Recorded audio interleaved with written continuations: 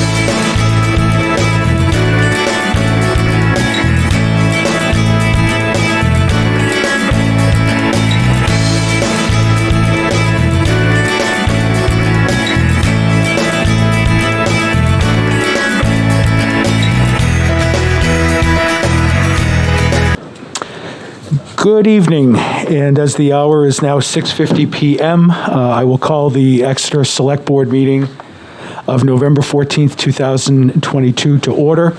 Our first order of business this evening is for the board to go downstairs briefly to the wheelwright room to conduct a committee board interview. So we will be back up in roughly 10 minutes. Thank you.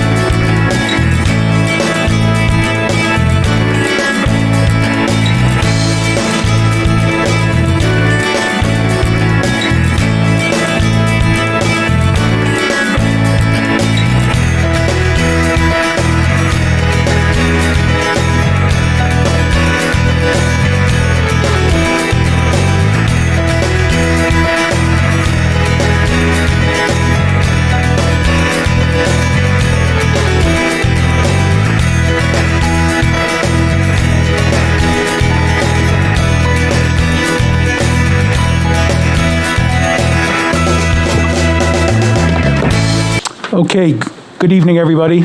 Good evening, Exeter, and welcome to the November 14th Town of Exeter Select Board meeting. The board was downstairs conducting a board interview, and now we're back to jump right into the agenda. I'd like to start by introducing the board. To my right, Selectwoman Lovey Roundtree-Olaf, good evening. Good evening. Our Vice Chair, Selectwoman Molly Cowan, good evening. Hi, everyone. Our Clerk, Selectwoman Julie Gilman, good evening. Good evening, everyone. And Selectwoman Nancy Belanger, good evening. Good evening, everyone. Our Assistant Manager, Russ Dean, good evening. Good evening. Our Recording Secretary, Joanna Bartel, good evening. And we also have respective town staff with us this evening off mic, Assistant Town Manager Melissa Roy, as well as our Town Planner, Dave Sharples. I am Nico Papakostandis. Take my mask off for a minute, if I may. I just have two statements. The first is just to talk about the Select Board, members of the Select Board, and Chief Poulin of the Exeter Police Department last Thursday morning were notified by a citizen of a swastika that was painted on the exterior of a barn in Swayze Parkway. The Exeter Police Department swiftly responded, investigated, secured evidence, and then immediately removed the symbol from the building. It appears that it had been there for some time. It was not new. And the police department right now are continuing their investigation. This is a crime. Charges will be pressed if the police find who did this. And we encourage the public, if anybody knows anything about this, to contact the police at 603-772-1212. I think I can speak for the board. I know I was disgusted and sickened and very upset when I heard of this news Thursday morning. Because in Exeter, in this community, we have zero tolerance tolerance for this type of despicable act of hatred and bigotry against race, religion, sexual gender. It won't be tolerated, and I will again repeat that the Exeter Police will investigate this, and I really hope that they find the individual that conducted such a despicable act. I don't know if any of the other members of the board would like to comment before I move on. I'll just add in that being the first point of contact for this incident, I was very happy that the citizen in town felt comfortable enough to reach out to the board to say that they were witness to this. I'm also really pleased that the police department responded, and Chief Poulin specifically responded within, I think it was 10 minutes of me contacting him and reaching out to the chair of the board to also say that they were going to investigate. And then by the end of the day, not even by the end of the day, by midday, it was taken care of. So I think that just symbolizes sort of what this town represents and the hope that that is more of the majority of what this town is, and that we as a group, as a population, as citizens can look out for one another to make sure that when we have outliers who want to make this town that we live in seem unsafe, that we are doing the things necessary to make the majority feel comfortable and safe. And so at any point, if there are citizens who do feel uncomfortable, if they feel insecure about something that's going on, that they have points of contact, whether it be through the police department, the fire department, those who sit on the select board, those who work for the town office, that they have multiple points of contact in order to reach out to say, this is something that makes me uncomfortable. What can we as a town do about it? So I do think those who were involved that took care of this rather quickly. And I have seen messages from others who say that it's just young people doing silly things. I understand that that can be sort of an ideology that people have, like young people do silly things, but if we as adults do not set the example for the young, on what is acceptable behavior, then those young things and those young inappropriate behaviors will continue.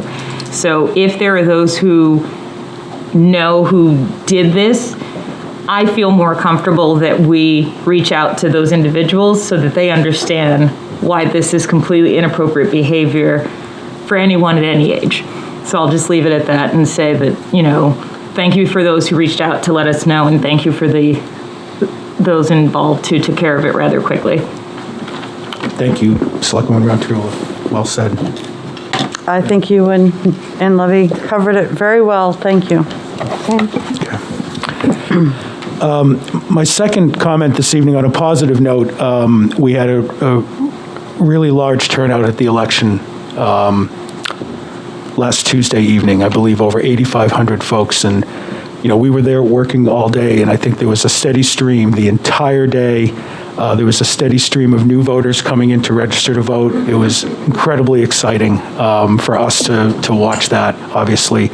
And I know we have our town moderator, Kate Miller, here this evening, who's going to give us a brief recap during public comment. But on behalf of the board and the town, I would like to thank every single volunteer that spent part of the day or the whole day there.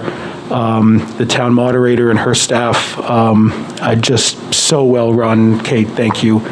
The supervisors of the checklist, and then all of our residents that showed up to vote. Thank you, thank you, thank you. So with that, Kate, if you'd like to come on up.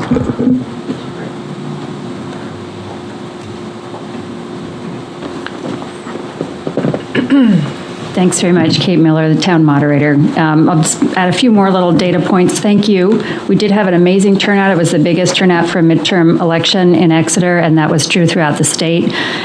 We had 8,518 ballots cast, including over 1,000 absentee ballots. It was very busy with voters coming in, and the select board members were there the entire day, or they had substitutes. We had many select board members pro tem. Thank you very much for supplying people to act in your place. It's a long day.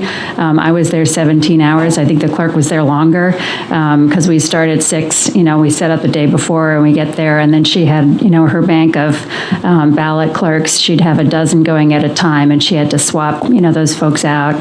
So Andy Kohler did an amazing job with all of those ballot clerks. She trains them, and she, helps take care of them. They were all incredibly efficient. They were pleasant. They were nice. There were a lot of voters, and at times the lines got cut along. I will just say a little plug that once we have the poll pads, we won't have a problem with lines anymore. So, I'm glad people came and were very patient. Everyone stayed in very good humor, and it was lovely weather, which was a help. But hopefully we won't have the long lines when we're using the poll pads, because people can go to any clerk instead of having to go under the, the T's or the, whatever end of the alphabet where there were tons of people waiting. So thank you. The supervisors of the checklist did an amazing job. They had, I think, 500 and something new voters registered that day, which is massive. So they were, the whole day, they had extra people there, and they were registering folks. It was really, really good to see. They brought in some extra troops, both during the day and at the end, and we had some extra people come in to help out with the hand counting. So we had about 6 assistant moderators who were directing traffic and helping people just, find their way around. I realized how narrow that door is into the Talbot gym, and you can't have people going in and out at the same time. So I really appreciate it. So I want to just call out a few folks who helped me out as assistant moderators. Bill Campbell, who's a real soldier, Dan Chartrand, Marcella Conway, Ellen Wolf, Bob Helfenstein, and Christopher Hilson. Basically anyone that I ran into in the week ahead who asked any questions about the election, I was ready to have them come in and volunteer.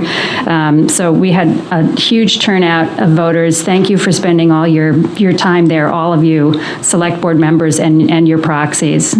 So thanks again. And voters, come on back. We're going to have more elections in 2024. So thank you. And 23. Yeah. 23, yes. Yeah. 24 is going to be the big one, but 23, come for the town election. Come for the town one. Oh, they're all big, especially 23 with the town election. I'd be thrilled if we had 8,500 people, but we will have poll pads. We will have poll pads. Well, We actually had a huge turnout last town election. It wasn't Yeah. this big, but it was, as folks may remember, we ran out of ballots. Yes. So we're going to be more prepared. We had a copier at the polling place this time. We didn't have to copy any ballots, but we're putting that in place, and we're going to print more ballots next time around. So come on down, everybody come and vote. Thank you, Kate. Thanks. So I will officially open it up for public comment. This is an opportunity for the public to step up and weigh in with comment to the Select Board. We do ask, though, if your comment is relative to anything on the agenda, that you wait till the agenda item comes up. So I'll pause for a moment. And seeing no public comment, we will move on. We do have a proclamation this evening, and I'll turn it over to our clerk, Selectwoman Gilman. Yes. Thank you, Mr. Chair. This is a proclamation for Shop Small Saturday. Whereas the municipality of the town of Exeter celebrates our local small businesses and contributions they make to our local economy and community, and whereas U.S. shoppers who shopped at independent retailers and restaurants on Small Business Saturday reported spending a record high total of an estimated $23.3 billion, and whereas 79% of consumers understood the importance of supporting small businesses in their community on Small Business Saturday, and 66% reported that the day makes them want to shop small all year long. And whereas 58% of Small Business Saturday shoppers reported they shopped online with a small business on the day, an increase from 56% in 2020 and 43% in 2019. And whereas the town of Exeter supports our local businesses that create jobs, boost our local economy, and preserve our communities, and whereas the advocacy groups, as well as public and private organizations across the country, have endorsed the Saturday after Thanksgiving as Small Business Saturday. Now, therefore, we, the Select Board of the town of Exeter, New Hampshire, recognize November 26, 2022 as Small Business Saturday, and encourage residents of our community to support small businesses and merchants on Small Business Saturday and throughout the year. Just dated this 14th day of November 2022. Great, thank you. Okay, next on our agenda is approval of our minutes from our last meeting, which was October 24th, 2022. And I would first ask the board if there are any amendments or revisions to the minutes. Seeing none, then, I would entertain a motion to approve the Exeter Select Board regular meeting minutes of October 24th, 2022. So moved. Second. There's a motion and a second. Any discussion? Seeing none, all those in favor? Aye. Aye. Opposed? Motion passes 5-0. We do not have any appointments this evening, so we can jump right into our discussion and action items, of which we have many this evening. So I think, Mr. Sharples, you're up first with your guests. Good evening. Good evening. Thank you. Dave Sharples, Town Planner. Thanks for having me, putting it on the agenda tonight. And we have a presentation called Dollars and Cents of Development, and cents is S-E-N-S-E, not the change in your pocket. So some of you may remember, I've mentioned in passing that Urban 3 has been working on a project with New Hampshire Housing that Exeter has participated in. The first part of the study was kind of examine the revenue side of land uses, like how much does various different types of land use generate in revenue. And the second part of the study examines the expense side, because you have to, you can see the revenue side, but understand the expense side. So in other words, what do different types of land use cost cities and towns over the long term? Exeter was fortunate enough to be asked by New Hampshire Housing to participate in the second part of the analysis that included 4 New Hampshire municipalities. So I appreciate the participating in this. They've now completed the second part, and I have Joe Mancosi from Urban 3 will be presenting to the board, and the presentation will cover how you currently fund your towns, value map spatially, the long-term costs of keeping the town functioning, kind of a utility analysis, and how development choices dictate costs and revenues. So what your land use decisions you make and what does that actually cost the town? So Joseph Minicozy, sorry, I think I made a mistake there, Minicozy. He's part of the American Institute of Certified Planners. He's the principal of Urban 3, and prior to creating Urban 3, he served as the executive director for the Asheville Downtown Association. Joe is an urban planner, imagining new ways to think about and visualize land use, urban design, and economics. Joe founded Urban 3 to explain and visualize market dynamics created by tax and land use policies. So very excited about this. I believe this will be a very informative presentation that will be helpful in future planning for Exeter. And I'd also like to thank New Hampshire Housing. George Regan is with us, New Hampshire Housing. Sarah Reisman is here. Nick from Seacoast Workforce Housing Coalition is here as well. So thank you for participating with us. And without further ado, I'll pass it on to Mr. Minicozy. Thank you, Mr. Sharbles. Welcome, everybody. Good evening, Mr. Minicozy. Thank you. Okay, let me get this shared up over here.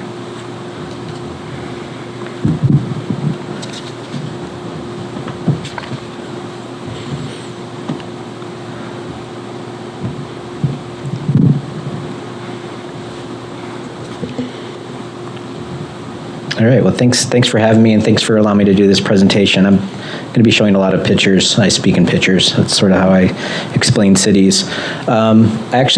I'll say the word y'all a lot, even though I grew up in upstate New York. I've sort of adopted the word. It's very efficient. I also live in North Carolina now. But I live in Asheville, North Carolina, which is up in the mountains, and this is a shot of what Asheville used to look like in the 1980s. We were effectively just boarded up and had an attitude that the city was not who we are, that we were a bunch of rural mountain people and not an urban place. Asheville was the second largest city in North Carolina up until 1930, the Depression. But let's see, how do I get this thing out of here?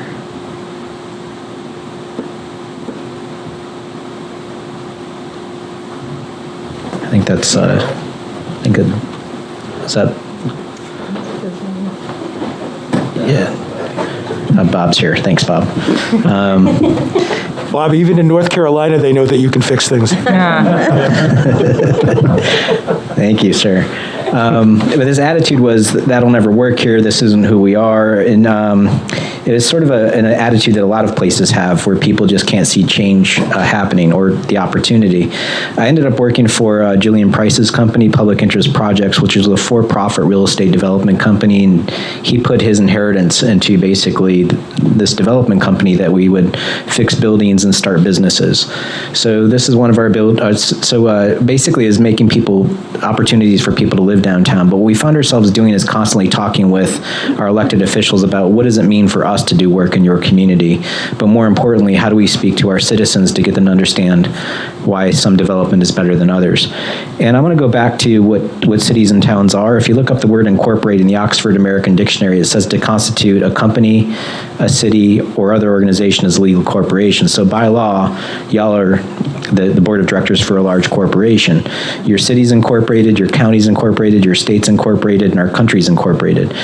Joe Biden said this on the Stephen Colbert Show, the United States is the largest corporation in the world. And I'm such a nerd that I looked it up, but this is the law on the bottom of the slide down there, the U.S. code that lists us as a federal corporation. We're not a capitalist corporation, we're essentially a social corporation. It's our form of government. So my city at $14 billion of taxable value is 7 times the value of Ted Turner. So is Ted Turner going to be making his decisions based on what's on Facebook or what somebody's complaining about? Now, surely he's going to be taking in that information, but he's going to be looking at certain data points to understand the community's revenue side. So y'all are worth $2 billion in value. So that's a very potent little city. So my city is a finite boundary of land that has to be managed. North Carolina is a little bit batty. Our state has actually made it illegal for my city to annex land until December 30th, 2026. But up here, y'all are confined by other towns that are up against your borders. So you have that constriction in New England. But the land that you have is critically important. So when you talk to farmers, farmers are always talking in economic terms, what a crop yield is per acre, the water per acre, the labor per acre. The cities are no different. It's those buildings that are your crops. So this is a building that we rehabbed, ground floor retail, second floor office, and upper story residential. We wouldn't have done this if the city didn't do the redevelopment in downtown, and they fixed the streetscape. So thank you, city, for the garbage can, the bike rack, 2 benches, and a street tree. That's awesome. And we're actually accused of being subsidized by the city for having that, which I can understand that somebody would say that. But we would turn around and talk to the community and say, well, realize that we took that building from $300,000 to $11 million, which represents a 3,500% increase in taxes on that property. So y'all can go out and buy 3,500% more garbage cans as far as we're concerned. This is about building communities' wealth, right? But people have biases. They're like, well, Joe, that's cute. That's $11 million. This Walmart's $20 million.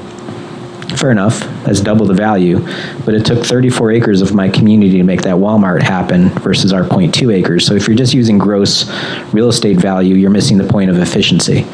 So per acre, we're producing 100 times more property taxes, double the retail taxes, obviously more residential, and more jobs. Incidentally, y'all opened this meeting by talking about small business and the potency for small business, and this shows you the numbers behind it. Small businesses typically employ more people, they pay their salaries more, and they also have a higher retail tax return in most communities that we analyze. So the data supports that. Now, I would argue that people don't see this because one is we're all pretty bad at math. This is all 5th grade division that I'm doing here, and we just get in these habits of how we talk about math. So let me just change the analogy for a second. When we talk about cars, we don't say what the miles per tank are, right? You realize how weird that sounds with me just saying it, because we now know that tanks are all different sizes. I shouldn't be bragging about my Ford F-150 at 650 miles per tank, right? We say miles per gallon, the numbers just changed, and we should all be driving BMW Acetas at 70 miles per gallon. This is where potency, we understand that now. This is also a joke, thank you for laughing. The BMW Asceta is a beautiful little car. It's also very dangerous. If you have a head-on that thing, you're stuck in it.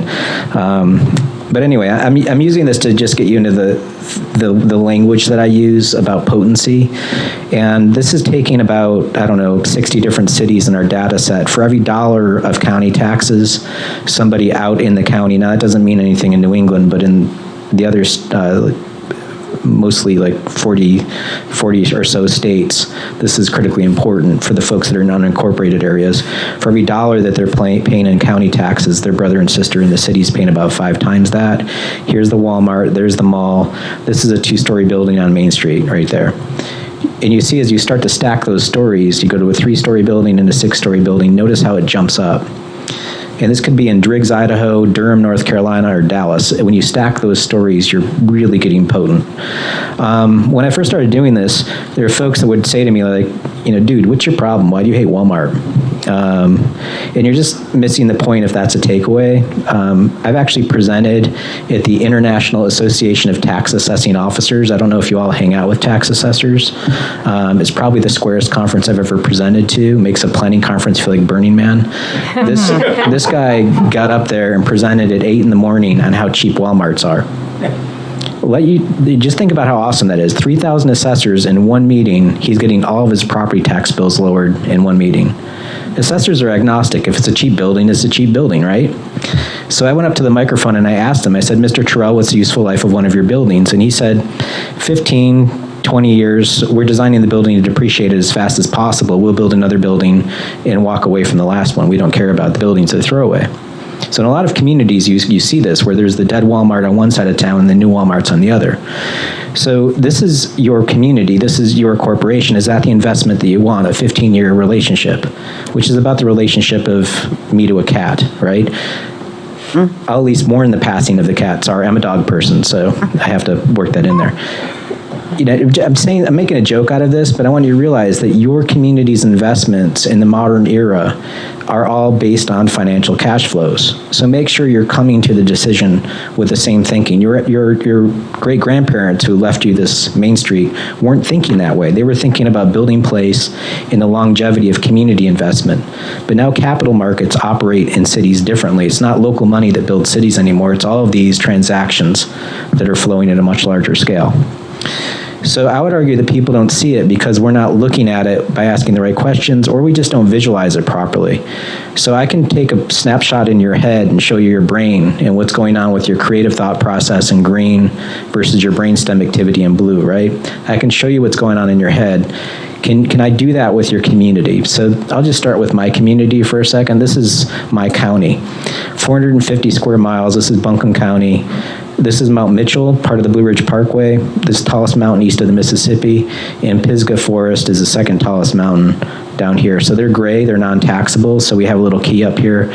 Gray is non-taxable, green is low value. So you see out here is very low value. And purple is high value. So this is the Biltmore estate right there. That's America's largest house, the Vanderbilt Mansion. That one house is worth $100 million. So when the Cecil family who owns the house, when they show up at a council meeting, we all genuflect and thank them for their time. They're very important. But it's really not a fair way of looking at it because it's a 180,000 square foot house. Does anybody in your community have a 180,000 square foot house, or how about half that? So it's the biggest gas tank, right? So rather than total value, here's value per acre, different map, and we don't even stop here. I'll just show it to you in 3D. So this is how we talk about our community, is that we're all county taxpayers, right? So across our county, where's the county getting all of its money? It's the big purple thing. What is the big purple thing? Well, that's our downtown, just shooting off taxes off the map. So in defense to my friends that live out here in Fairview who think they're paying a lot of taxes, they have no idea what we're paying in downtown and in the city. So we're all in it together. Let's just have a shared common conversation about wealth building in our community. Secondly, we can see our little cousin over here, Black Mountain, which is a little village of 13,000 people. You can see its little downtown popping up too. So from a standpoint of urban design, that pattern that we used to build was incredibly potent. And you can see the sprawl on the south side of my city is very, very low potency, but a lot of spread of infrastructure that goes out there for very little revenue. So we're just giving people a visual way of understanding their budget. And our attitude is to show you the information and not just talk about it. So we did a model with your state housing office, and Mr. Regan brought us in to do the whole state. But we focused on the 15 communities. First, I'll run through the state model. Your state's like the size of a county in the south. It's not that large. But this is your total value, and then your value per acre. And so you can see the heat shift. The big parcels obviously are very valuable, but when you go potency per acre, you see the shift slide on down toward Nashua down here, but all along the highway of 93. There are these black parcels that are in there. That's just missing data, which your state has, and those are pretty rural environments. It means the data's not there, but they are being taxed. It's just there are very, very, very few people in those holes. So from a taxable and non-taxable standpoint, your state's about 22% non-taxable. This isn't to say that non-taxable is bad. It's good to have parks. It's good to have the academy in town, which is non-taxable. So this is the state in 3D. Some of it. This is you can see Portsmouth kind of shooting off the map over here. We'll zoom in your town in just a second, and you can see Manchester right here, and downtown Manchester kind of popping up. The communities that we focused on were these 15 communities. We have from the most rural is Berlin, up at the top of the state. Obviously, the stuff that hugs the coast is highly potent because of the effect of the waterfront properties in their downtowns. You can see the difference between Nashua and Manchester in the model. Nashua is pretty flat by comparison, and Manchester, you can see its downtown kind of shooting up in the center right here is a purple mountain. For y'all, this is your city total value. The hospital is very, very valuable. Again, is total value. Value per acre, it drops down. And then here's your 3D with your downtown kind of popping up. in the center and here. We'll get into some of the details in that as well. Again, the in-town older neighborhoods are higher potency than the more suburban stuff out at the west edge. And then when you get into your cousins around the area, this is like the Seacoast area. We have Portsmouth really kind of hammering it with their downtown because of the density and potency of those buildings. And again, it's not like they have mile-high buildings there. You all know that the town, it's 3- and 4-story buildings, but here you are here. From a county standpoint, you take up 2% of the county. I know the county doesn't have a high millage rate, but you're still paying something to the county. What you're paying in the county's portfolio of property taxes, about 4% of their property taxes. So from a ratio of footprint to potency, you're about a 1-to-2 ratio of potency for the county. That's not strong. It's still potent. You're above your land area consumption, but you're partially not that potent because of what's going on in Portsmouth, basically, and along the coast. Inside your city, your downtown is about 0.3% of the land area of your city. It's producing about, let's call it 3% of your city's value. That's like a 1-to-9 ratio of productivity. So pound for pound, your downtown is crushing it, which is your fertile soil in your community. Your downtown is a shareholder of the county. So 1/100th%, and producing about 0.1% of value, which is a 1-to-14 ratio of value for the county. So what's good for you and what you do in the downtown is great for you, but it's incredible for the county because the county's getting more of a return on that investment. Yet they're not doing anything from an investment standpoint of what they're putting in. So they're getting out, but not putting in. Taxable, non-taxable, Rockingham County is about 20% non-taxable. There is some missing data in your county. And when you get into the city, you're looking at about, or the town, you're looking at about 32%, which is a little on the high side, but these are choices that you all make for your open space and for the campus that you have here. And there's a return on that in your quality of life. This isn't to say to develop on everything, it's just to be aware of this as a metric. Land use types, just to kind of go through them, your single family is averaging about $900,000 an acre. Your multifamily is about $1.4 million an acre. There's a bias that people have about multifamily where they think that it's not valuable, but it actually turns out it is potent, particularly in your community, more potent than single family. Commercial is actually about where single family is for the commercial box stuff. And when you get into your mixed use stuff in your downtown, you're looking at about 7.6 million an acre of potency. And then your peak value per acre is this little guy here that's 3 stories and killing it at about 13 million an acre for the top performer. So a lot of this, just view this as a CAT scan. This could help you as you make decisions going forward. Obviously, 13 million an acre is going to be better than, I was joking with Dave earlier about the drive-through that's across the street from you all. Very low producer in your most fertile soil of investment. So think of all the infrastructure that you have in your downtown, and I can come in and underbuild in your community, and you're going to get a very low return on that. This is just a different way of looking at the map, is 2D instead of 3D, and just seeing those properties. But you all know these buildings in your community. And also we'll have this as a PDF file that you can go through a lot easier than the speed at which I'm moving through this. So that was the revenue side. We did that during the pandemic. There's actually a video of all of this that you all can watch as well. But we came back to do the cost side. For the cost, it's going to be geospatial. This is actually a slide we made for Dover, but there's the physical stuff that's spatial, stormwater systems, your roads, things like that. A bus is going to be spatial where it's driving around. And then there's the non-spatial stuff like the town manager, that's their town attorney, Josh Wyatt there. Everybody should have Josh, the same way everybody should have Dave or Bob. That's a service in your community that's not geospatial. So from a numbers standpoint, and this is, again, I'm a picture guy. I like to see graphs and charts. So we took your budget and turned it into this flow chart of where's your money come from, and it flows into your general fund or your operating budget, and then where does it flow to? In this budget here, we've taken the school system out of it. This is just your public works, your fire, your police, planning department, and you can see like the account that the planning budget here versus the police budget right there, just as line items. But we're going to break through this stuff to pull into the fund buckets for your roads and pipes and physical stuff like that. This is your budget as a pie chart, and where it comes in from your revenue standpoint. You're pulling in about $20 million for 2021, and that's your property taxes. In the South, you find a lot of cities are run off retail taxes, which is kind of stupid, actually. It's just, think about what happens in a recession when somebody's not buying a boat or a TV. All of a sudden, you can't afford your government. Like, you can't operate with that kind of whimsy of revenue. So it's property taxes is a very stable way to do it. This is your spending side in your general fund, and we're going to focus on the public works investment, which is about 26% of where you're spending your money. Also, we added in the debt service. Debt service is money that you bought to do those projects. So that's what you're paying to that bonding agency, interest payments, basically.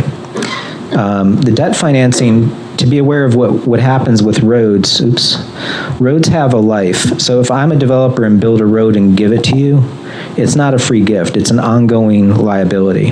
There's a misnomer on how finance officers talk about roads. They talk about them as assets, and they're really not. It's a liability. An asset would be like, for me, this computer is an asset. I can sell this computer to any one of y'all. Can you pick your roads up and sell them to Manchester? No. You're stuck with them forever. So they have a life cycle to them. Every 10 years or so, you're going to be doing a rehab or in a full reconstruction. For y'all, it's going to be probably somewhere around 60 years out. There's only so many cycles that you can do on a road before you have to get to the basement of it, and kind of that's the expensive stuff. So when I talk about life cycle costs for any of your infrastructures, that's the window that we're looking at. What's going to be your total obligated burden for that piece of infrastructure over its life? So in real estate parlance, if I buy a building and I know there's an air conditioner on that building that's on the roof, like for a mall, an air conditioner is going to cost me $89,000. So I have to have a savings fund to build $89,000 to spend every 20 years, right? So I'm going to charge a little piece of reserve for that. So I'll give you an example of the roads in Lebanon. We talked with their engineers and got some details on it. They're actually taking out a $10 million bond right now to pay for their roads and fix them. So that's going to be a payout of $50,000 or $500,000 every year for the next 20 years. That's their bond cycle. That's their payment they're paying every 50 years, but paying an additional $3 million of interest on top of that. So to buy the $10 million, you have to spend $3 million to get there, right? That's not $3 million in your community to pay for a dog park or anything. That's $3 million that goes to a bond company that they own. And then you start that cycle again. That's showing you that you don't have the money to pay for the road if you have to take money from somewhere to pay for it, right? So there's a life cycle in the road where it goes from excellent, and then there's this kind of slope to it. And your engineers know this stuff. But the way that we look at the bond payments, it's like using a credit card to pay for roads. And it's a habit that it's not just you all, it's a New Hampshire habit that you all use a lot of bonds to pay for things rather than take on a tax burden, because there's this kind of bias against people raising taxes. Right? No. You should try South Carolina. They're even crazier. But anyway, this is what's going on with the bond payment. So when you buy that money, this is your debt service over time. Those little red bricks there underground. That's what you're paying out, and then you start that process over again. Right. So this is this life cycle of roads. I guess the thing that I'd like to proffer is there's other ways to consider this. When you start stacking it up, you start to see that you actually are paying interest on top of that road of $3 million. So make sure that y'all as a community talk about that and say, is it worth it to do that investment and to spend that money? Let's just all be straight about it and know that $3 million still is going to be coming out of property taxes to pay for the bond, right? So you're paying it one way or another. You either call it a tax or call it an interest payment to the bank, so people are aware of it. Or you can say we're gonna figure out that fund going forward, and we're gonna have a reserve account, and that reserve account is gonna be a sunk fund that's gonna draw its own interest payment. You know, you can make an investment somewhere with that, draw the tax down now. Canadians actually do that as part of their budget. They have a reserve account and a growth fund. But what ends up happening is you'll still spend that money in the future for the rehab, but when you stack it up, let's see if the magic of this works, you'll pay for the investment, but you also have interest that you can accrue to fold forward in the next payments. You'll actually gain money, still spend the $10 million, but use that money and control that money rather than send it over to the bond agencies. So that's just something I just want to leave out there is something to consider. I'm not saying do it, it's just you should have the conversation. From a standpoint of owning roads, and again, these numbers are from Lebanon. When you look at the way that people treat road payments or road usage, when you're given the road, it's excellent, high quality, and they actually do these, your engineering department does this, called a PCI index. They're tracking how the road falls apart. And then usually what happens is we wait for it to fail or to get poor, and then we reclaim it. We redo it, spend another $1.2 million, and we just have these cycles going on like this, right?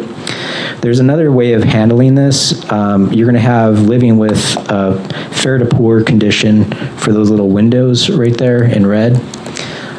This is, again, their numbers, $7.5 million is their annualized cost of maintaining that cycle. So if you just change the way that you're doing rehab on a project, and you do your rehabs sooner and more often, you can actually delay the fall and by doing preventative maintenance where you can stretch out the infrastructure longer. It's still going to fall, it's still going to fail and drop down, but you can delay the cost over time. And this is what that curve looks like. Your full reconstruction at the end of that window is 1.3 million. So your annualized cost actually drops from 7.5 down to 6.8. So you're actually saving money by spending it more often, if you will. Think of it as like brushing your teeth more. You're going to have less crowns and less fillings with that.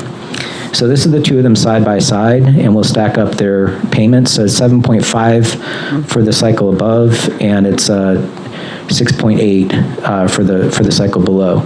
So these are, again, choices where you can do, I'm just trying to visualize what an engineer may say, these two different options of fixing roads. A couple of things here. Notice the average in green. You actually live between good to fair as an average for the rehab way. For the preservation way, you're actually living between good and excellent. So your roads will be in better shape. You're going to be spending money more, which you may get some resistance from your community about spending money more in your community. But this is spending more to save money in the long haul. Just looking at that, again, the life cycle of the road. This is I like to call this the reggae color, but this is like you're living more in the green than in the yellow above. And this is kind of the chart showing that. You actually have a lot of opportunity. You can notice these up at the top actually dip into the red, where you don't have any of the red with the preventative maintenance. The other thing to be aware of, and this is, asphalt costs money. It's a fossil fuel. It's actually a residual byproduct of gasoline production.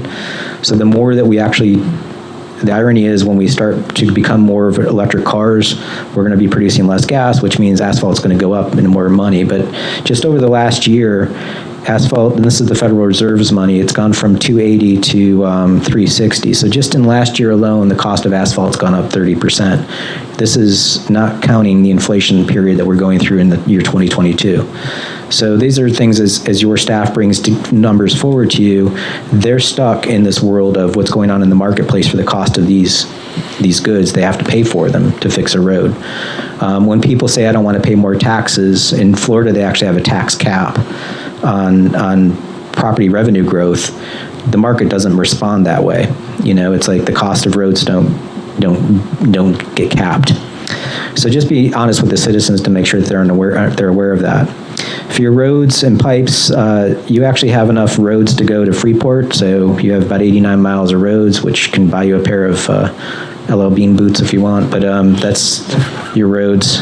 we couldn't resist the LL Bean joke. The analyst is from Maine, and my staff. You have enough pipes to go down to Hartford, Connecticut the long way, not the direct route.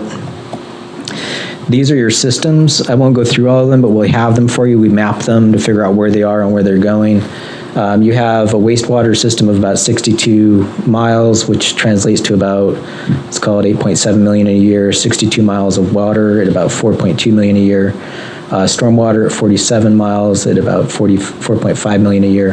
And your roads and sidewalks is 100, let's call it 180 miles plus 35 for your sidewalks at about 8.2. And this is kind of the analysis that we're doing to put into the model. And these are just them individually as a chart. I'll just skip over these and get to the bar chart. So your current spending is about a little over 15 million. You have an additional needed spending of roads if you're to think about the reserve account, and additional needed spending for sewer and water on top of that, and stormwater. So we're seeing that your budget deficit is somewhere around $10 million of where that fund should be to carry what you own going forward. Here it is as a map now. This is your revenue side. This is a 3D of your operating revenues, your charges for services laid on top of that. You actually do charge about 9.5 million in services. This is your property tax kind of laid on that on top of the model production. So these other two are more flat. This is more spiky because of the buildings and property taxes, particularly out of the downtown. And then this is your costs for your operating expenses, currently at about 12.2. The roads additional and the pipes on that. And then squeezing them all together, this is the side view. Kind of if you're looking at the whole city floating in, our town floating in a lake with the revenues coming above the water line and the sunk costs below the water line, you're looking at that's your $8.2 million deficit right there. And again, this is just the same model, just rather than side by side. Sorry, come on now. This is stacking it so you can see what penetrates through and putting those buildings back on it. So, this is, you all are doing all right. You have a pretty dense community, which is good. So unlike southern towns that we see that kind of stretch out, they're sort of done a lot of growing without a long-term plan or longevity to have buildings that are actually being productive for hundreds of years the way that you all have. So you're in good shape. But this is just some snapshots of the model showing your net positives. And with that, I'll get into, we are doing this through 4 other cities in the state. This is your population by comparison to your peer groups. So we're doing Nashua, Dover, y'all, and then Lebanon. So you're not the smallest. You're about 14,000. This is your area in acres, where Lebanon's got the most acreage, which is going to be a problem because they're going to stretch their infrastructure further. And you see it here with your value is about, let's call you about 1.7 billion. Dover's about 3.4 billion, and Nashua is about close to 8 billion of potency. This is how you're taxable, non-taxable compared to your peer group. You're at about 32%. You're at the high end of non-taxable.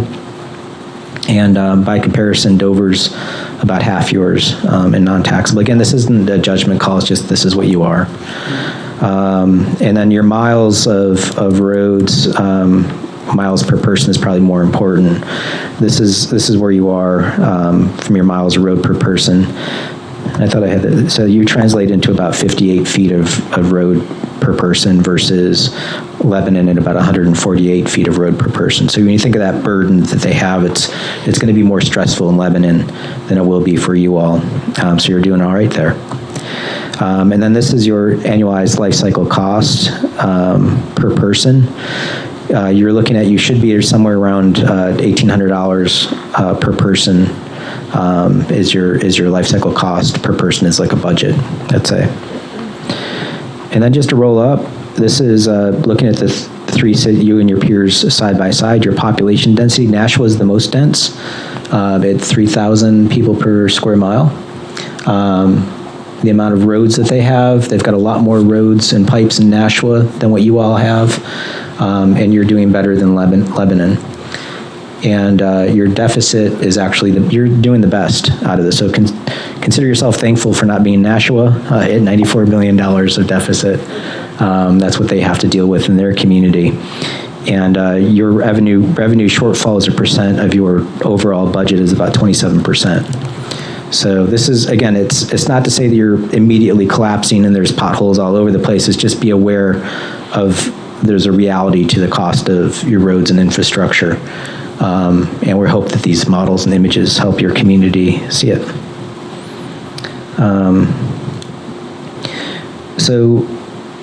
So now what? What do you do with all of this information? I know they just dropped a lot of stuff on you, hundreds of slides of stuff. One is education funding is going to be expensive for you all. I have a segment on education funding we can get into if you want to talk about it during Q&A. We did this in Dover. This is on the left is the taxable value per student per acre. So this is the revenue, the taxable value per acre per student of Point Place. This is Redden Garden. So two different types of multifamily. One is more dense and more urban than the other is more suburban multifamily, and that residual is different in the value production. And then this is single family in Dover and what it produces per student per acre. So when you stretch out, there's a cost to that. There's going to be a lot more infrastructure. Think of it like a snowplow, plowing 50 foot of right-of-way for 5 people or 50 foot of right-of-way for 1 person. It's going to be more expensive for the 1 person. Know where your money goes. We visualize that. We also visualize it in your budget. So you have this as a flow chart. This is Lebanon's here, but we have yours that we'll give you. Productivity responds to how you build. This is exactly what this model is all about. It's like just being honest with stretching out and having that. I live in a duplex, but I would love to have a bigger yard and not hear my neighbor's dog. There should be a cost to that. What's the cost to me to have that, and make sure that I'm aware of that choice that you all end up having to make. And then know your costs and map them. We have these for all these models, and we would recommend to you for every part of your infrastructure, you want to visualize it and audit it in a way to understand what its geospatial relationship is from its revenue flows. And the technology exists to do this. This is all Esri technology, and every community uses this software.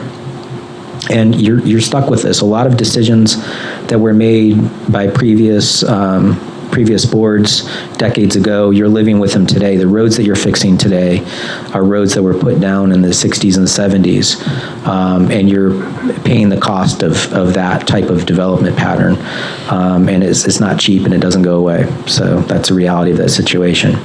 So just to close, I love this quote from Michael Bloomberg: if you can't measure it, you can't manage it.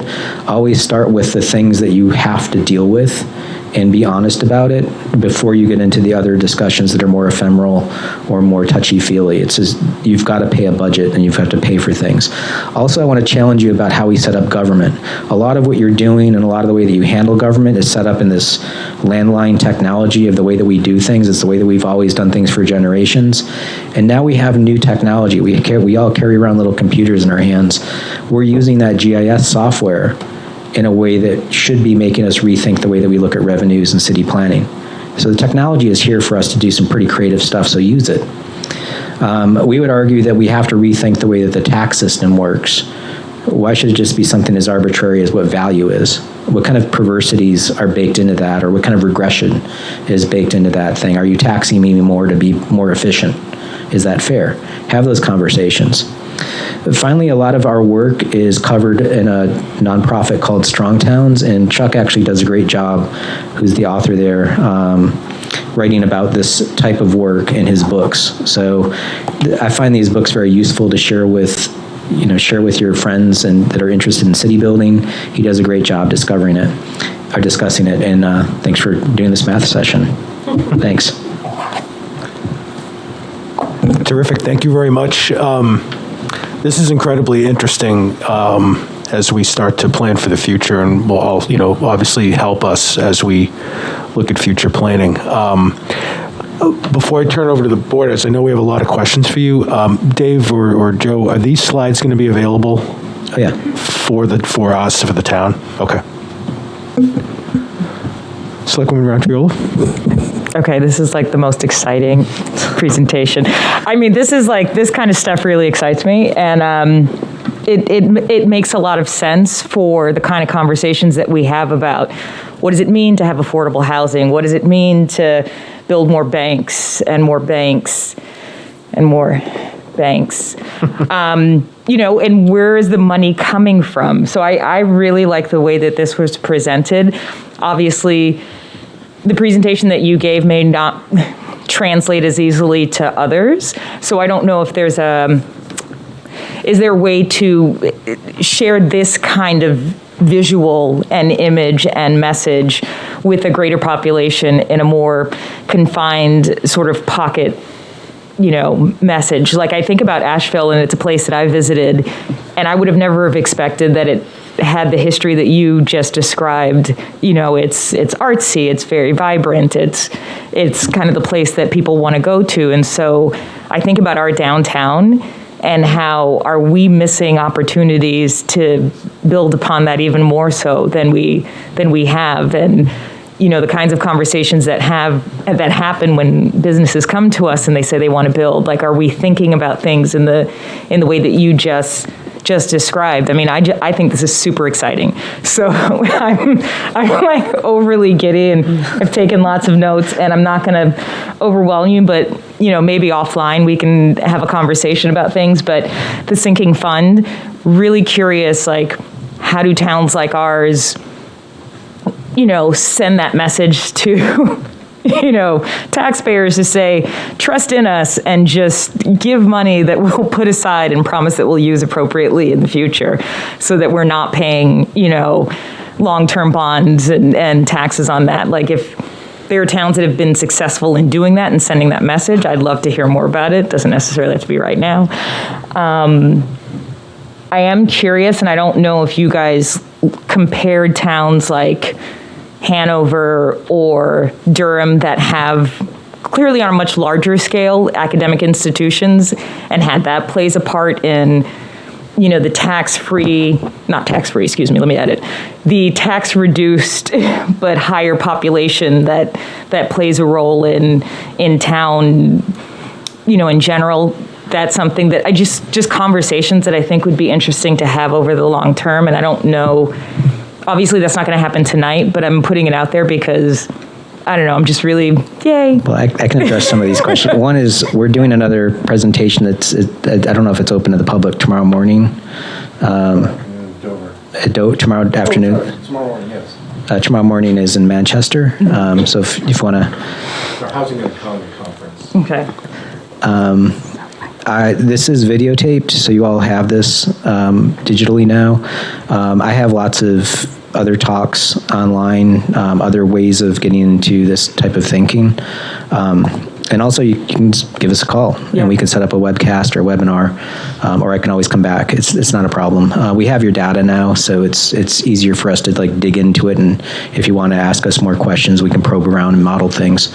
So and then that's what I was going to ask. Yeah. So is it possible to model what is the most ideal scenario with, hypothetically speaking, the available properties in town that are either for sale or for lease, and what businesses, multifamily, multi-use, if those were to play a part in that building of downtown center, what would be the most economically advantageous to our town to begin with? And then, of course, the conversation of, yes, if you live on a farm, what taxes are you paying compared to someone who lives in an apartment downtown? And are we talking about the same, So I'm just curious to see if, it's easy to plug in, It should be. The other thing is, we've done stuff with other clients before where if they're just working with an Excel spreadsheet, we'll build them an Excel spreadsheet that just becomes a sort of a barometer for them to make decisions. Mm-hmm. As far as town and gown relationships, we've worked with the Chapel Hill, North Carolina, which is, if you want to be a little shocked, there's 60% non-taxable in Chapel Hill. Wow. The campus takes up a ton of real estate. I think you have to be honest that, and we did this as part of the first study that we did with George's team. We actually set up a shared comp with y'all with I'm trying to blank on Dartmouth. Hanover, the campus relationship there. There's a cluster that you all have. You just want to keep an eye on that and check it. If there's any students in the room, just plug your ears for a second. I think students are awesome. We jokingly say they don't have bottoms in their pockets. The money just kind of flows out wherever they go, because they're buying food, they're patronizing your stores, they're actually bringing revenue to your community, which is an awesome thing. At an extreme level, you get a place like Boston where you have 250 colleges. That's really painful for their tax base. So Boston actually works out this thing called pilot payment in lieu of taxes, because as awesome as Harvard students are, they're also having car accidents or getting in bar fights, even though they're an Ivy League school.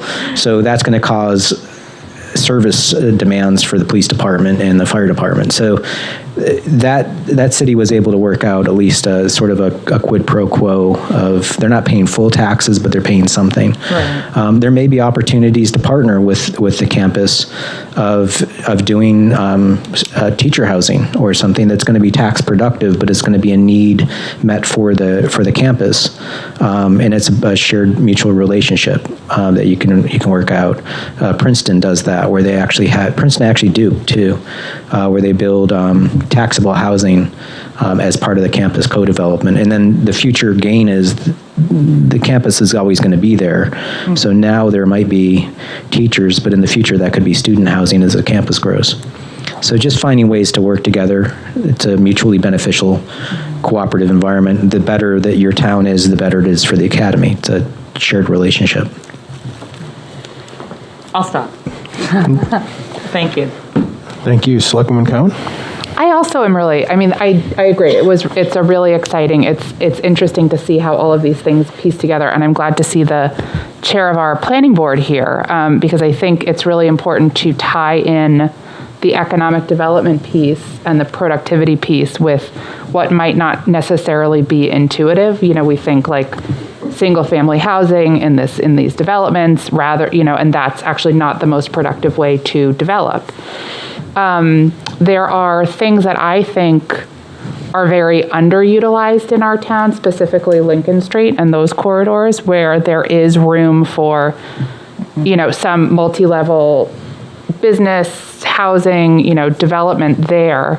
I would imagine it would be really hard to change the character of our downtown and add on up there to the top floors. But I also think it's a really interesting, and I'm excited to see the local folks in the room, because I think that there's going to be some conversations that we have to have about zoning and planning and how we can incorporate this into our regs and, and how we evaluate projects, because I think it's something that's really needed.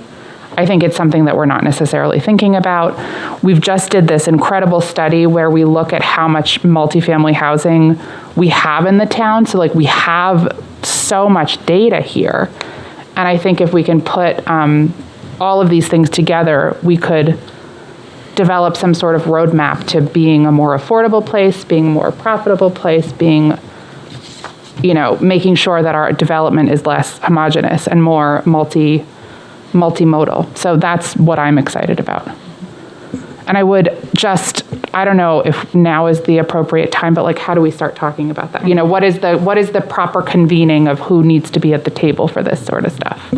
So that's, Selectwoman Cowan, that's a great thought. I'm looking at our agenda, I know. Mr. Dean, and no. This isn't just the meeting. But our last discussion item is scheduling an all boards meeting. And I think, and I'm looking at Dave, I think this, Joe has come and given us these tools. And I think that's a great first step where we're going to have all of our boards meet collectively. And I think this should be on the agenda to start that conversation between planning, zoning, conservation all of that plays into this. So I think that's definitely one of our next steps.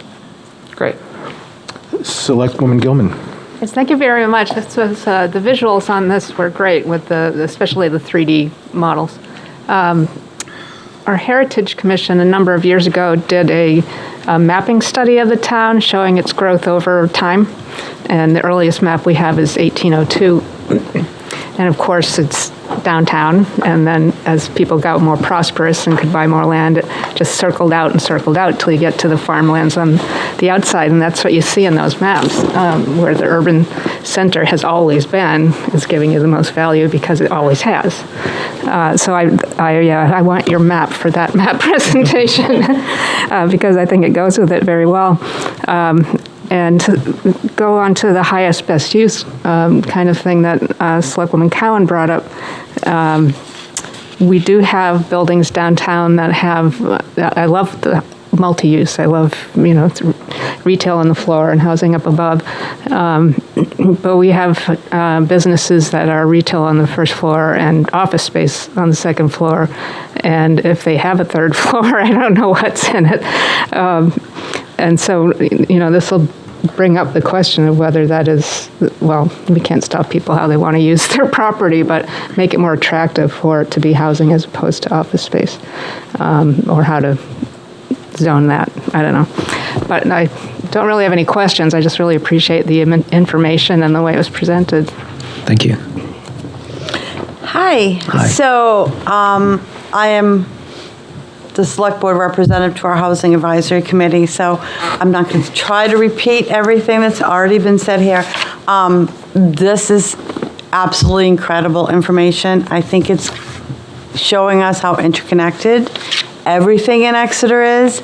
Housing, budget, Roads. part of budget. I think it's invaluable information. When it comes to the all boards meeting, yes, because Exeter community, as an advisory committee, along with Seacoast Workforce Housing, New Hampshire Housing, we've all been working together for not just Exeter, but trying to have these conversations regionally and what we can do with that, and our reports and things. So it's all starting to come together. I'm feeling pretty excited. So thank you. I have a lot of information to digest.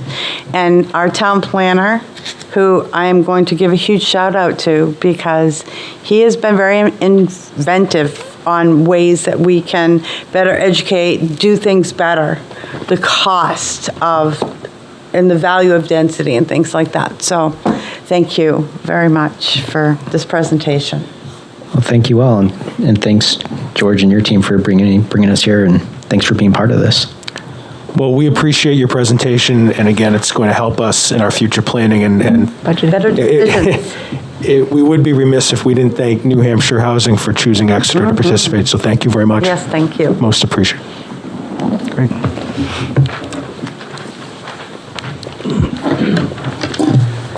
I know you got a long agenda. No. Can I just want to talk about starting the conversation, because this project, we found out about this project, it was right before COVID, right? When this, and then COVID hit and it kind of put the brakes as it did on a lot of things. But I started that conversation about a townwide zoning effort on the land use side. And I've been working with the Master Plan Oversight Committee, the Housing Advisory Committee, and the Planning Board. And we're almost to a point to bring some land use regulations forward. Don't know if they're going to get on the March ballot, but it basically follows this kind of thinking where it incentivizes development and gives, and it's like for density. So if you build in this area, well, density, you don't have density. The number of units isn't important. We don't care about the number of units. I've talked about this before, there's limiting factors to development: height, parking, density. Why have all three? Usually hit up, you bump up against one before the other two even come into play. So, but in areas where you want it to be productive, but also sensitive about height. I'm not going to sit here and propose, 10 stories in Exeter. But, we looked at, with the MUND, we looked at, 35 to 50 feet, adding a story or two. And then we're going to bring some land use regulations forward. So that conversation has started. We'll loop everyone in, probably going to do a presentation December 8th with the Horsley Witten Group, because that's what the Invest New Hampshire grant that I received was about, was make these land use regulations to incentivize development that is fiscally and environmentally responsible. And I know he just touches on the fiscal side of it, but when you sprawl out, there's also environmental costs, because you're going out into green fields and wetlands and low-lying areas, and then you got to put a pump station, a lift station that the town's going to have to pay for to get the sewer out of there, because you're in the lowland, and we have all that infrastructure already exists. So adding layers and adding stories in this, we're trying to do that. So it's potentially going to be on the warrant for 2023, and if not, it'll be 2024. Great. Yeah, and Mr. Chair, once David has that information, I know the Housing Advisory Committee, our plan early next year is to work to update our report, because we were waiting on some information from our Planning Commission. But as a board, if we could consider doing a work session maybe on this one issue, so that we have what we learned tonight, what David will have available, and to see it in a whole. I'm sorry, words aren't coming to me tonight. I understand. But Yeah. if we could consider that, I think would that's a great idea. And Mr. Dean, I think also tying in the economic developer probably yes, Makes sense. should Yes. be here. thank you. Okay, great. No, it's a great idea. Thank you. Do you have anything else there? No? Okay. I am pleased to see, Joe, we do have a student here. He's sitting next to you. I think you just met. And this gentleman came in with his class about a month and a half ago, and I'm very excited to see you coming back to our meetings. So thank you for your interest in your town civic engagement. Absolutely. Wonderful. Okay, next we have a letter of support to consider for the Rains Barn repairs grant, and I think, Kristen, are you here to speak to that? Yep. Hello, everyone. Given the agenda that you have before you, I will be as quick as possible. My memo to you summed this up. But the Reader's Digest version is, as you know, we raised either through grants or town meeting vote or contribution from the Conservation Fund, $250,000 to complete repairs at Rains Barn. I attempted to secure a contractor, but wasn't successful after 2.5 tries, and the half is just an extension of the RFP process. And in the interim, inflation has dramatically increased costs. I finally have found a contractor who's, one, available and willing to work on the project, and had him put together current day figures for us. And with the way that we stand right now, we're about $50,000 shy from what we need. I've been working, so Sally is here, Sally Ward. She was on the Rains Farm Stewardship Committee, and she and Don Brizzleton have been working hand in hand with me to develop a grant proposal to a T-Mobile hometown grant, which is kind of, it came out of nowhere, but I was so happy to stumble upon it. It caps at $50,000. It's for small town communities defined as 50,000 people or less. And it's used for revitalizing or rebuilding community facilities. And so it seems like a great match. So we have developed the grant proposal, and one component of that is to include letters of support. So I included in your packet a draft letter of support. And I do have a copy here if you're interested in signing it, or if you want to make edits, fine, we can come, maybe we could do that after the meeting. But I'm happy to answer questions about the project in general. But I'm seeking your support. Well, not so much a question, but I just wanted to point out, we always talk about how wonderful, sorry, I get muffled when I do this. We have some pretty incredible, as we all know, town employees, and Kristen has been chasing and chasing and chasing ways, because every time she gets to a good point, she either can't get a contractor, they're not available, or because the cost of things keeps going up, and she keeps coming across, because of her due diligence, on ways to try to meet the deficits. And I just wanted to thank you, and Thanks. how much it's appreciated. I know it's a passion of yours, Rains Farm, and I know for you too. And I did get through this part of the meeting that I missed, so I think this is a wonderful idea, and I will be happy to sign this. Great. So I have, there's a copy of the letter in here. I read it, and if you have an original there, Yeah. I would, let's just, to get this official on the record, let's vote to support it. I'd entertain a motion to authorize the Select Board to approve a letter of support for the repairs in the historic Rains Barn Farm, Exeter, New Hampshire proposal to be included in the T-Mobile Hometown Grant application. So moved. Second. Any discussion? Seeing none, all those in favor? Aye. Aye. Opposed? You want us to sign that now? Yeah, great, thank you. Please, Sally. I will also be brief and just make two comments. Sally Ward, 72 Park Street, and I'm on the Rains Stewardship Committee. Number one, absolutely everything that Select Person Belanger said about Krista Murphy is absolutely correct. Even more, she is amazing. Thank you so much for getting us to this point. And I feel I feel like we're in the home stretch because we're this close. And if we got this grant, that would be wonderful. If we didn't, then we'll figure out something else. But something significant, highly significant, will be done at Rains, thanks to your support and the town's support and LCHIP and Kristen. Thank you, Sally. And I would say, for whatever reason, if this doesn't work out, please come back to the board and let's try to help. Great. Find Yeah, a we do have solution. a backup plan, so Okay. I can update you on that another time should we not get this. The grant applications are due at the end of December, and we'll know in 30 to 60 days. So it's a really quick Terrific. turnaround time, which is great. I like those quick returns, because then we know what we need to do next. And then I would say kudos to the stewardship committees, and especially Sally and Don. Without them to bounce language off of, we wouldn't be here today. Yes, so. thank you. Thank you.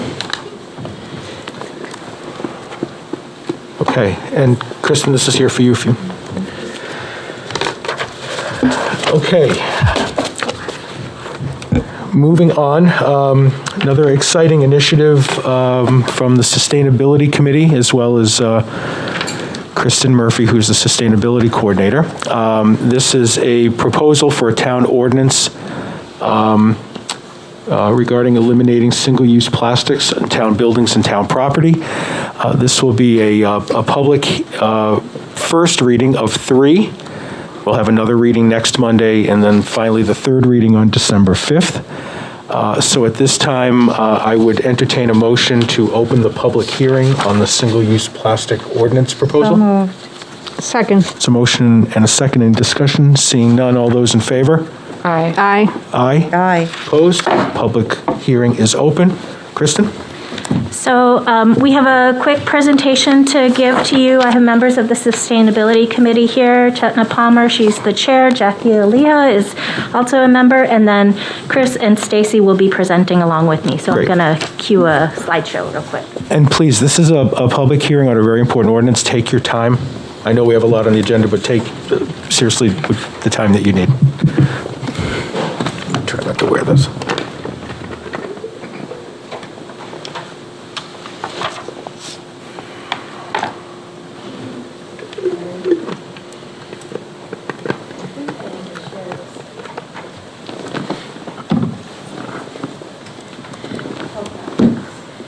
Bob will come out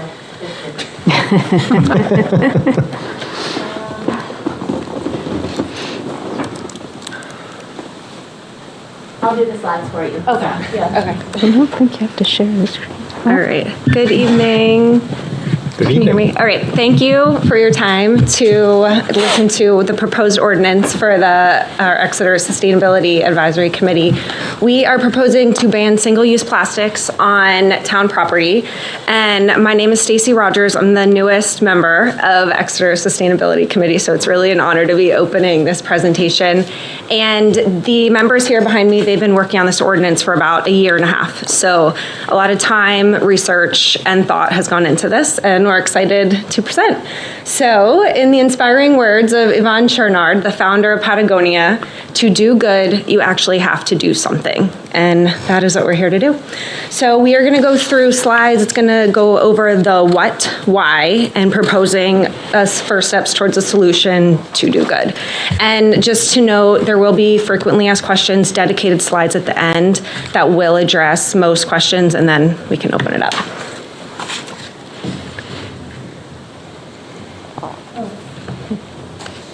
Someone's doing something. Must be Bob. Bob the magician.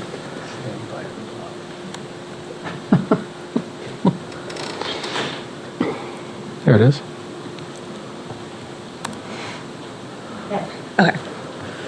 Impacts of plastic pollution. So impact is essentially permanent when speaking about plastic pollution. And the next few slides will go over some pretty alarming statistics that I'm going to ask you to try to absorb these numbers. To our own peril, we live in a first world country where plastic is trash, is discarded, and it's out of sight, out of mind. However, to try to grasp the reality of this, because this is the actual state of our world. So of the plastic produced over the last century, only 9% has ever been recycled, with 12% incinerated and 79% deposited into landfills or the natural environment. This means that 88% of every piece of plastic ever generated still exists somewhere. And impact to our oceans. 32% of the 78 million tons of plastic packaging produced each year makes its way into the ocean every single year. So to put this figure into a mental picture, that is one garbage truck full of plastic being dumped into the ocean every single minute of every single day of every single year. And it's estimated to double if we do not decrease our consumption by 2030. That is less than 7 years, or roughly 7 years. So again, we live in America. It's very easy to have this out of sight, out of mind perspective, but this plastic permanence is detrimental to humans, animals, and our Earth. So how does this impact human health? Plastic is inescapable, and a huge concern are microplastics, which are the tiny microscopic plastic particles which are resulted from the breakdown of larger plastics. This figure, estimated microplastics ingested through consumption of common foods and beverages, particles 0 to 1 millimeter per week. An average person potentially consumes as much as 1,769 particles of plastic each week just from water. Water, shellfish, beer, salts. Microplastics, they're the most abundant type of plastic debris found in the oceans today, and the quantities are on the rise significantly due to our overuse and dependence on single-use plastics. So you pick up a plastic fork to eat your lunch or a plastic cup to take a few sips of water, and then it's discarded. It's discarded and then broken down into these millions of pieces. So we think it's gone, but it's coming right back to us. And scientists have found microplastics it doesn't matter actually. Microplastics in bellies of fish and seabirds, which have been shown to impact their ability to reproduce and grow. Human blood, the deep regions of human lungs, which are concerning because the deep regions are the smaller airways where you would have thought it'd be filtered out or caught in the larger airways, and so these have gone further in. Placentas of pregnant women, human breast milk, and one that has scientists especially concerned are in human cells. And they have been found, but the long-term health effects it's too soon to tell. So it's in our food, it's in our water, it's in our bodies, analogies, and another analogy calculated is the average person consumes a credit card worth of plastic each week through the ingestion of microplastics found in our food and environment. Bringing this locally, New Hampshire Sea Grant and UNH researchers in partnership with the Blue Ocean Society have been studying plastic pollution in New Hampshire beaches for years. 82% of all trash picked up through this project is plastic.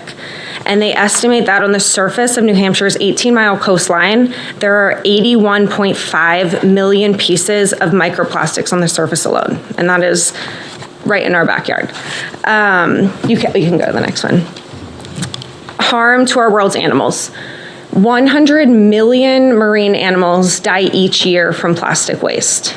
That more than 90% of all seabirds are found to have plastic pieces in their stomachs. Marine plastic pollution is found in every single sea turtle studied, 100%, 59% of whales, 36% of seals, 300,000 dolphins unnecessarily die each year as a result of becoming entangled in discarded fishing nets, among other items. Human action is causing unjustifiable death to too many innocent creatures. Plastic Oceans is a global nonprofit working towards to end plastic pollution. And they have found in their studies 100% of all mussels they tested contained microplastics. And another study in the Midwest documented microplastics in 100% of the shad and largemouth bass gizzards tested. So a lot of these analogies are just putting figures in your mind to try to understand this abundance that we're talking about. The tons of plastic that ends up in our ocean each year is equivalent to just under 1 million elephants, the weight of just under 1 million elephants a year. And if we do not reduce plastic waste, plastic will likely outweigh fish by 2050. So I know that was a lot of information, and I just really want to ask to let that sink in. Picture our globe and our Earth from space. The oceans have the largest surface area of any natural existence, and scientists have concluded that the rate we are producing and discarding plastic waste will likely outweigh fish in our massive oceans in less than 30 years.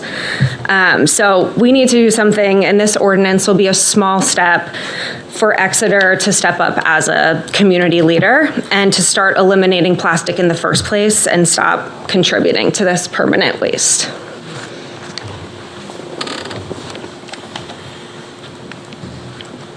Hi, thank you, Stacy. That was great. You'll see we have a few more slides here, and we're going to start to move into the impacts of this. I'm Chris Zygmunt. I live on Crestview Drive in Exeter and part of the Sustainability Advisory Committee.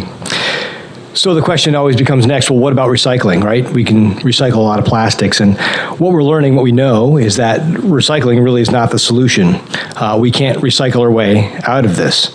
The rate of plastic production can't keep pace, the rate of recycling can't keep pace with the rate of plastic production. We literally make about 300 million tons of plastic every year. That's 600 billion pounds of plastic. That's 75 pounds of plastic for every human on planet Earth per year.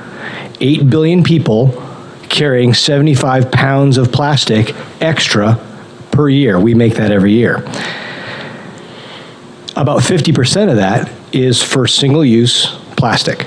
It's used for one or 2 minutes for something quick, and then it's disposed of. About 2 million plastic bags are distributed globally every minute.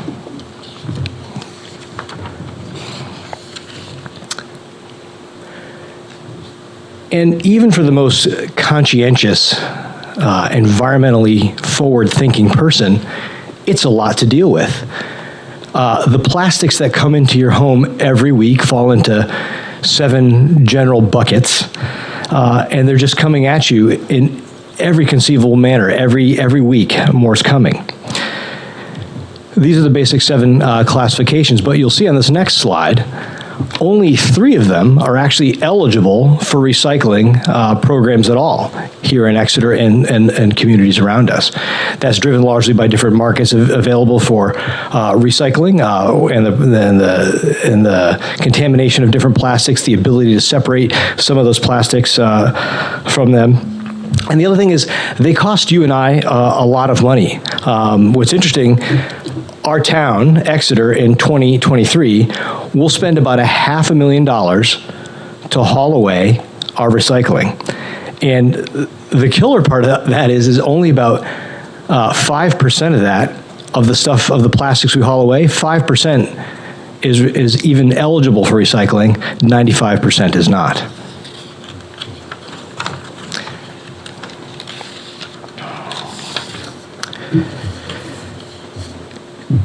That 5% number is a pretty fresh number, by the way, that Greenpeace just released a report this past month. It was published in The Hill. That number's been on a pretty steady decline since the beginning of that research in 2014, which was the peak at 9.4% of all plastics getting recycled. It's down to 5% and continuing to plummet. Of the plastics produced, we talked about 95% are not recycled. So just 5% of U.S. plastic, and the portion that is recycled is typically what's called downcycled, right? It's turned into less valuable product, and that less valuable product, or that downcycled product, that just becomes trash. That can't be recycled, right? So there's park benches and things that you can get made out of recycled plastic, but after that use, it's done, right? So it's still got that linear path to garbage. So really, when you think about it, so we have this massive amount of production, we're overproducing, we do not really have a recycling strategy or value in the recycling chain at all. It's costing our taxpayers a lot of money, costs us at home money every year. We're paying a lot of money to haul stuff away that cannot even be recycled. It's just getting 95% turning back into waste. So clearly, reduction is the best use, is the best solution. And for these reasons mentioned, reduction is the better approach. Plastics were really barely available in 1950. I'm born not too far past there. We're only making about 8 million tons in my lifetime, and now these numbers are up through 2015. We've blown past 350 million tons of plastic produced every year, and that number is just going to continue to rise because there's supply and demand. As long as we keep the demand here, the supply will continue. So the good news is that we have alternatives for all these single-use plastics, right? There's not anything that we can't answer. And you'll see, we're not here as a Sustainability Advisory Committee putting forward this, hope to get this warrant, article on the warrant. We're not just looking to do a ban. We're here to offer guidance and support across the community to help with solutions for both municipal departments and interested civic organizations.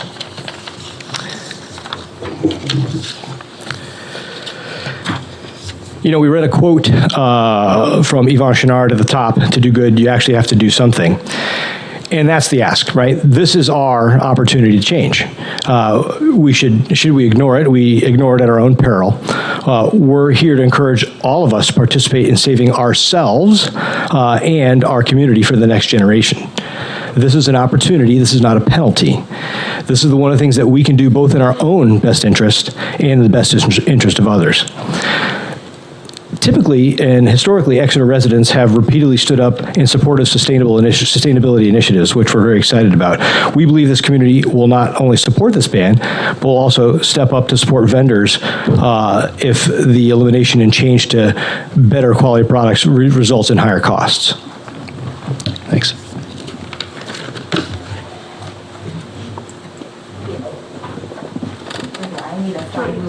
Go.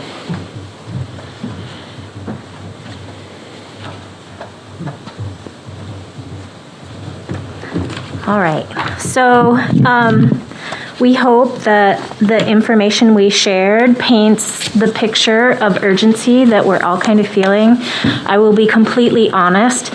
This is, my background, my life. I studied this. I heard these facts and figures, but when I sat down to do the slides again, it was emotional. It's hard to swallow. It's hard to hear how microplastics are now the item that is pervasive, and it's a result of us ignoring this issue.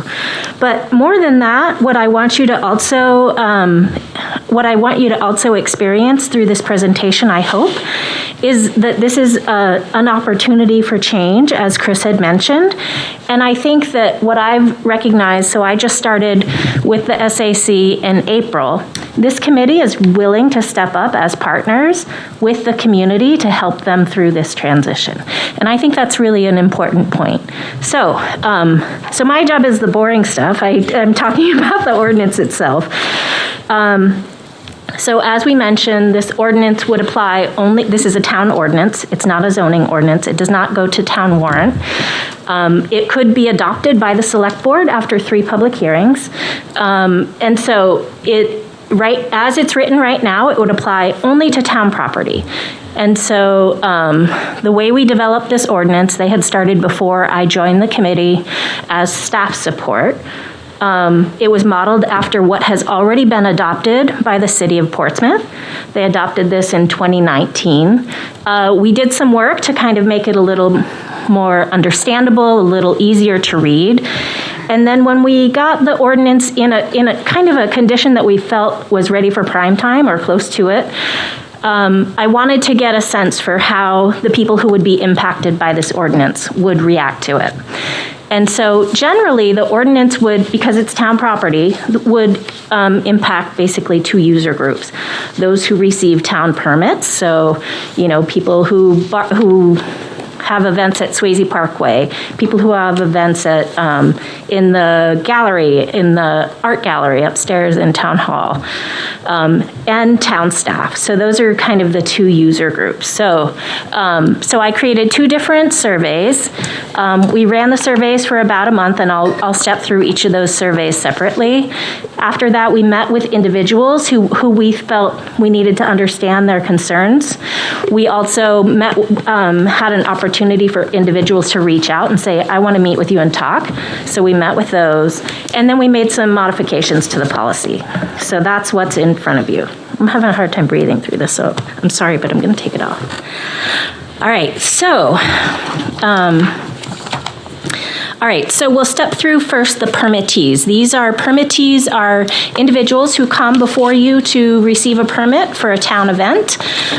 What I did to identify who these permittees were, I looked from 2019 through June of 2022 of all the individuals who received a permit from the town of Exeter. So I did June of 2022 because that's when I issued the survey. And we started with 2019 because we wanted to kind of capture that pre-COVID timeframe. So Parks and Rec keeps track of all of these permits, and that's how I was able to obtain a list of the individuals. I sent the survey out. The list, I should back up a minute and say your packet has a full analysis of the survey that was conducted. I'm just going to highlight a few points from it. But of those who received permits, I sent out, a lot of them were like one and dones. Like they came to Exeter once for a political event, for example, and so I didn't include individuals like that. I sent the survey to those individuals who have received 4 or more permits from the town during that time frame. All right, so the response from the individuals, it was clear that they used a variety of different properties. It wasn't just focused on a single property in town. It wasn't all at Swayze. It was all through many of our different properties.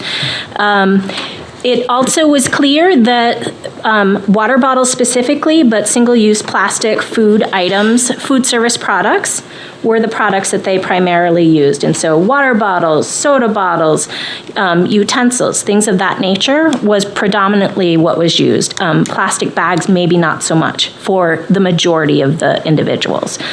The other thing that was clear was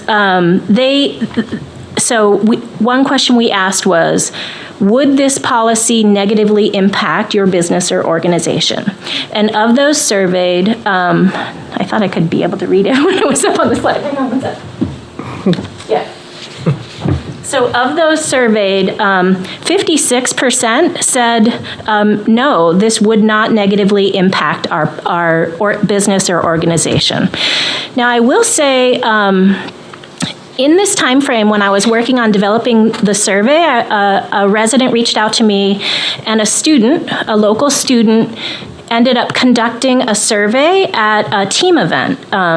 And so they did their own survey. The questions were a little different that I believe. I haven't been able to read the survey itself, but I will tell you those results as well, because it was a little bit different. So their survey indicated they had 5 vendors who participated. And I have the names here, but I don't know who responded which way, which doesn't matter. 4 of the 5 users in this situation indicated the policy would negatively impact their business, and 3 of them said it may prevent them from coming to Exeter. But I was not, like I said, able to review the questions of that survey to kind of draw parallels or see if there were ways that we could kind of connect them. So one really valuable thing through that process was we sought recommendations, points of clarification that they might needed, or just general recommendations. And we got some great feedback through that process. So some recommendations were to allow small amounts rather than a complete prohibition. Like, say we use less than a case of water for an event, could you just let us continue doing that? Another question was, if we're going down this road, and if we're using cans, the town should be providing a recycling facility. We don't have a receptacle at these events, so they're all going in the trash anyway. And so I was able to speak with Public Works, and they did say that they'd be willing to have recycling containers on site, but each vendor would need to commit to monitor what goes in there, because they don't want to receive a bin that's been contaminated by non-recyclables. There were concerns expressed about being able to meet COVID and food safety needs, and that was insightful. That comment actually came from Seacoast Eat Local, which runs the farmers market, and I thought it was really good to get their feedback, because they've lived this process in Portsmouth, right? They're having to follow these requirements in Portsmouth, so to me, it was really good to get their feedback and their recommendations for change. And then another suggestion, because many people expressed a challenge with finding alternatives to bottled drinking water in plastic, they requested the town look into offering drinking water source at town events. Okay, so that's the permittees. Now I'll walk through the staff. Oh, yep, you got it. They look similar. Okay, so for staff, I sent this to staff who distribute or work with people who distribute products. So, for example, the planning department doesn't distribute products to other people, so I did not survey my own department. But you can see who responded. 7 departments total did reply, and of those, we again, single-use plastic food service products, mostly water bottles, were the primary, most common used single-use plastic. This group felt that 57% felt that this policy would negatively impact their department or individuals that they represent. But I will caveat that with if you dive into the details of the survey, which is why I kind of want to see the results of the team survey as well, you'll see that quite a bit of that was misunderstanding of how the ordinance would be applied to their department. So there was concerns expressed about, if I bring my lunch in a baggie, am I going to be fined? Because at this time we did have a fine associated with the ordinance. Or we receive a lot of deliveries from Amazon and it comes in styrofoam packaging. How is that going to work? But this is really meant to apply to the distribution. So we're purchasing something to then give to others. Okay, the other thing that was very clear was in particular, 2 departments, Parks and Rec and Fire and Safety, expressed very strong concerns over their ability to continue to function. And so we did meet separately with Greg on this, and we'll talk about that in a minute. Okay, go ahead. All right, so as I mentioned, following the survey, we digested it for quite a bit. The surveys were open, I think, for a month and a half, maybe close to 2. And then we sorted through, sat down as a committee and looked at the language and discussed over multiple meetings what could we tweak to kind of address some of these needs. And these are the changes that we've made from the original and what you'll see reflected in the draft ordinance before you. The first thing we did was amended the title because it didn't say distribution. So we made it clear that this applies to distribution of single-use plastics, and we added a definition for distribution. We added an allowance for food safety requirements. So for example, if you're bringing food from the farmer's market and your meat is wrapped in plastic, so be it, right? That's just how it comes to you. There's nothing that you could change about that. And it's required for food safety.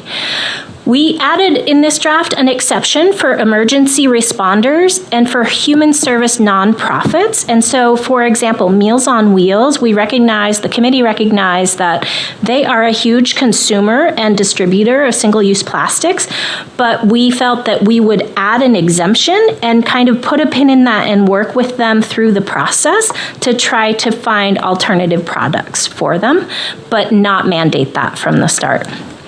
We also eliminated the fine. Initially, we had a punitive fine that was in there, and it just felt like it really wasn't serving us well. At the end of the day, we want this to be more of a less punitive and more collaborative. So we took that out. We added a transition plan for Parks and Rec. So the Sustainability Committee has committed to work with Parks and Rec to transition. Primarily, it's at the swimming pool, so they have a concession stand, and that generates profit for them, that funds the staff that staffs the concession stand. And obviously for safety reasons, they really want kids to stay hydrated. So that was a big issue. So we talked about developing a transition plan for them. We got some clarification on on recycle bins. Like I said, they could be available if folks would ensure that recycling followed the protocol. And later this week, I'm meeting with the trustees of Swayze Parkway to explore the potential for adding a drinking water source at Swayze Parkway. There is a spigot at the end of, I always forget if it's Park or Summer Street. I think it's Park Street. At the end of Park Street, there's a spigot there, and there might be a possibility. I don't know. I haven't met with them yet, but it's something that we can explore. Okay, so now finally the language. And I can't remember if I need to read the entirety. I think I do. Is that correct? Okay. It's not long. Okay. I mean, you can waive the reading of it if you want, but where it's not long, maybe we want to go through it.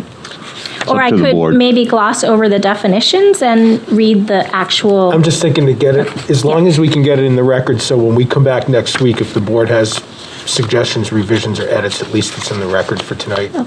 Do you have a copy, Joanne?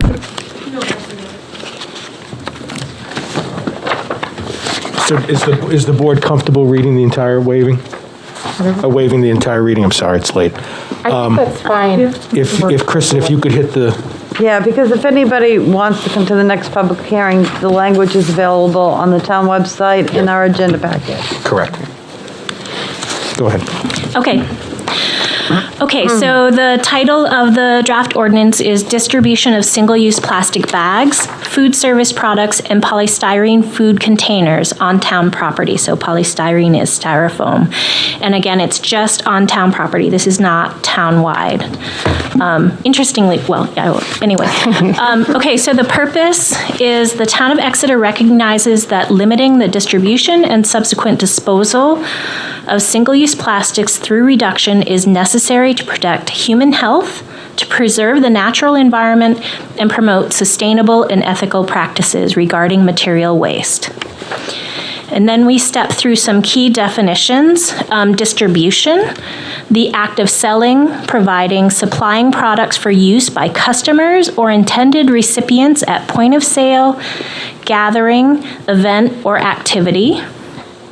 human service organization, an organization focused on providing services to people in order to help them stabilize their lives and find self-sufficiency through guidance, counseling, treatment, and/or the provision of basic needs. 240103, reusable bag, a bag specifically designed for reuse, capable of being used 160 times, it's just a standard definition, and has stitched or woven handles. Reusable bags include woven reusable plastic bags, so like what you get at the grocery store that are made of plastic. Single-use compostable food service products. So we added this because there was a lot of confusion. People seem to take the compostable cups and put them in the recycle bin, which is not good at all.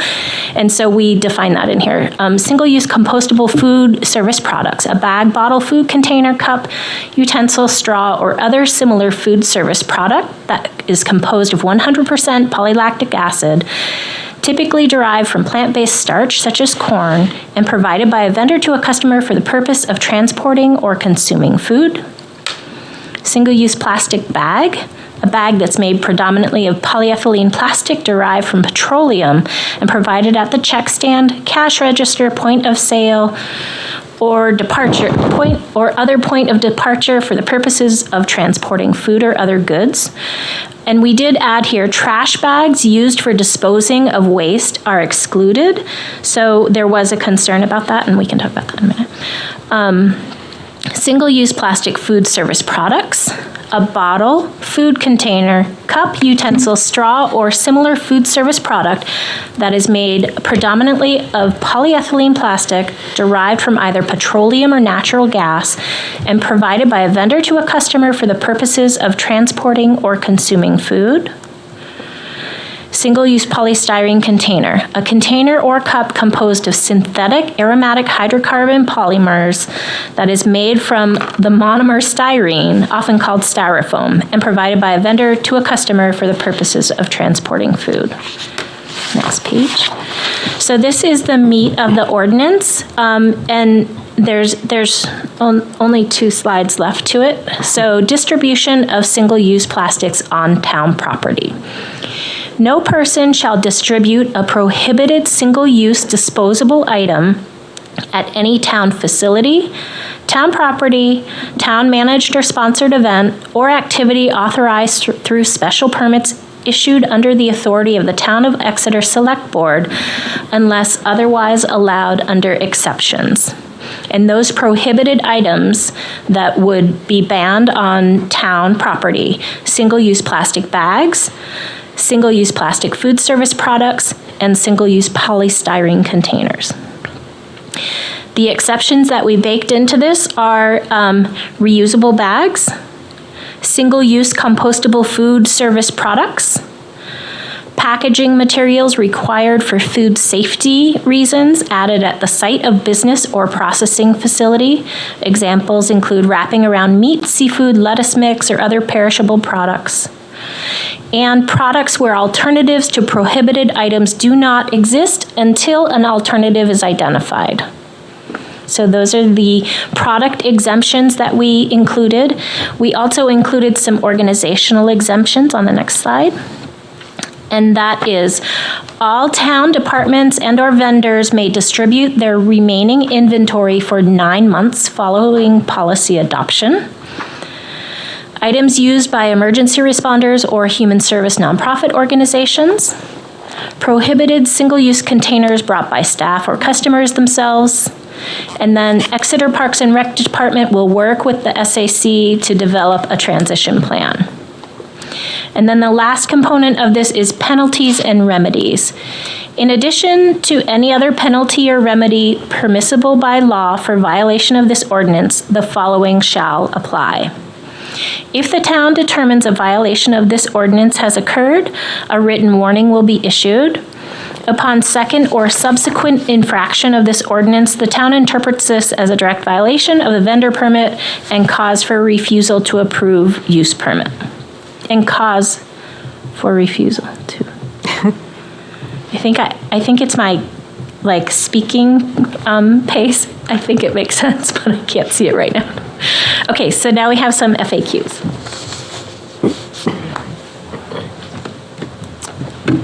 All right, so these are that we addressed as the most frequently asked questions. Would this apply everywhere in town? No, this policy only applies to town-owned property. I just stocked up, I can't find a replacement.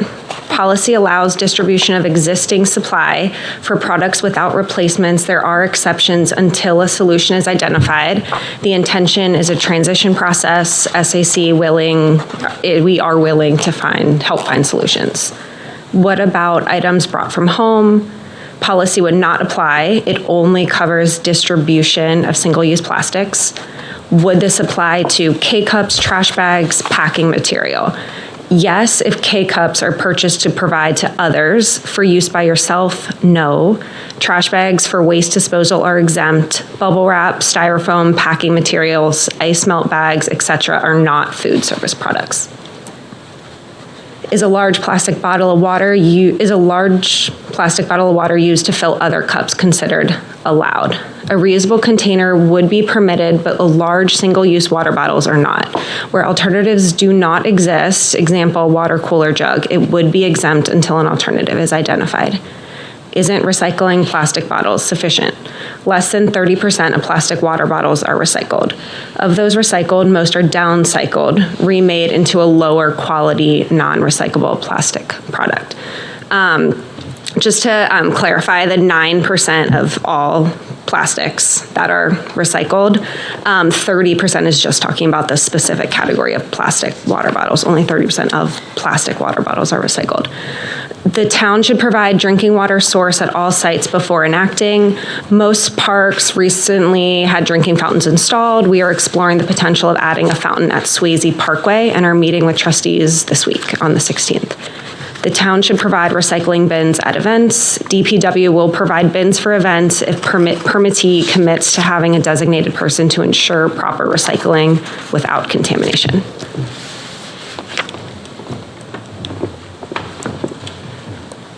So yeah, one of the came up in the FAQs and it came up in some of the survey questions. Obviously, alternatives we talk about in here are available, and we've had some, anecdotally, some of the great questions that Parks and Rec brought up. For example, we give out, I think we actually between giving and selling about 1,500 individual plastic water bottles every year, and rightfully so. Kids forget bottles when they go to the pool, all sorts of reasons. And so one of the first solutions we are already working on, we've met with some local canners, is there's canned water, right? So we're going to work with Parks and Rec to come up with sourcing for that so that we can continue to provide as needed. We've got some great retailers in town that are already stepping forward to provide us their vendor list of their compostables and things like that, that they're willing to, really open their books and open their doors to show people. So we're going to work as a committee to develop this source list and try to really be as collaborative and solution oriented as we can. It's, again, like we said before, it's not a penalty, it's an opportunity, and we really believe, it's not if, it's when, right? This is a crisis that's coming, it's upon us, so we're really taking this approach to kind of help people through this thing. We look at this year's Chili Fest as a model for future events, right? So a lot of great things happen there, and vendors were happy, consumers were happy. The management of compostables and recycling and everything was handled very, very well. So we're going to do a very good job to continue to document the things that went well there and use that as a roadmap to go forward. Yeah, and the lessons learned from COVID.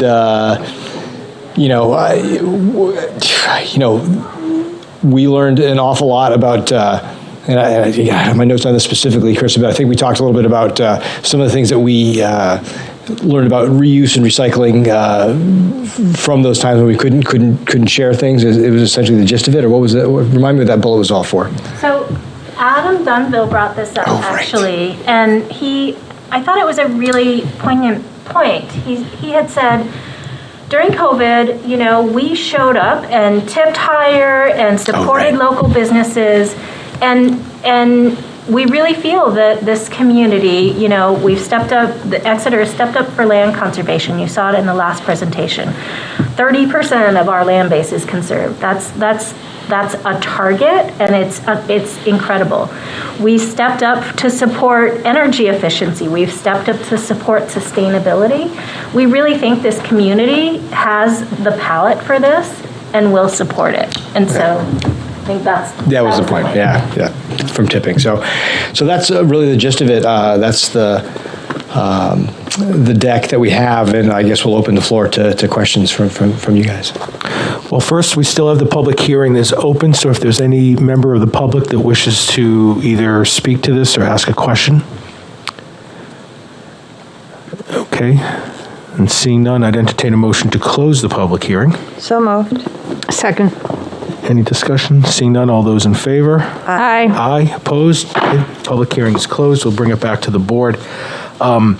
Having worked with the Sustainability Advisory Committee since their inception, I've been at almost all of their meetings throughout and have added my 2 cents. So I'm going to yield to the rest of the board this evening because they've already heard from me. But I did want to just let the board know, when you look at this document they're presenting tonight, this is a finely crafted final draft that went through many revisions, and consideration was given to all of the town departments' concerns. Consideration was given to all of the public's concerns, and I'm really impressed that collaboratively this committee worked to refine this document to consider that, number one, we don't want to assess punitive damages. It's more of a educational tool, a collaborative tool, I think was the word I liked used earlier this evening. They're being considerate to, stock that is pre-existing. They're considerate to Meals on Wheels and also public safety. Anybody that went to the Memorial Day parade saw it was invaluable that the fire department had bottles of water for the many people that passed out. So I just want to highlight that the group really put a lot of work and energy into this. Obviously, we'll have our this evening discussion and also 2 more public hearings, but they've really done a fine job of making something that I think, as Kristen said, the community may have an appetite for. So I'll yield, and Selectwoman Belanger? Yes, actually, I have a few things. Thank you. I know sometimes our process is a little frustrating, it's slow, but the reason I celebrate that is because of the process you all just went through. You started us, you've tweaked it as needed. Kristen, I'm so glad that you went full-time and you are part of this committee. It's a great collaboration, I think. So, that said, I will tell you that when Nico told me that this was happening and coming soon, when the Housing Advisory Committee did our walk a few months ago, we decided to start the process early, and we normally would have had bottled water available for our walkers who walked almost 2 miles that afternoon, and we instead sent out notices to everyone who was coming to please bring their reusable water bottles with them, because we don't have water available in our townhouse. So I'm glad that's part of this discussion. We need to, if we're going to do this, we really do need to make sure we have water source available for people. And the only concern I have is, can somebody just explain to me a little bit more? I just want to make sure that we're helping or working with Meals on Wheels, but we're not jeopardizing Meals on Wheels, because it's invaluable. Absolutely, that's one of the first topics we approached, and all the human service elements are exempted from that. That said, we know how important it is, so even though it would fall outside of the ordinance, still our intention as a committee to work with them to find solutions as they move forward. We understand how vital the work is, and we do believe that there's solutions out there in everything they do, all the food they deliver in packaged goods. So we're going to continue to work with them, even though they're completely exempt from the. And that's the part I wanted to elaborate on. Thank you. Yep. Because even though they will be exempt, the idea of collaboration and trying to help them find ways that might be cost effective, I think, is a really important part of what was said. So thank you. I'm all set. Thank you. Selectwoman Gilman. Yeah, I have a couple things. Really, thank you to the committee and for this presentation and for pushing forward with this policy or Ordinance, thank you. I just had a couple of a couple of questions and one comment about the slide that shows what we can recycle in town. It gets a little confusing on number 2 where it says we can do grocery bags. And that's one of the things that I thought we were talking about not having. So this is right now as the policy is written for what's recyclables, numbers 1, 2, and 5. And so that's a stock graphic that we pull. Those are the plastics that do fall under number 2, as far as the composition of the plastic itself. So that graphic was really much more to just highlight numbers 1, 2, and 5 are what we're allowed to send forward into recycling. Okay. So yes, you're right, and bags would not be allowed, right? Okay. So this is something we should get fixed on another So we part of our don't confuse website. people, and they start putting their trash bags in the grocery bags in their bins.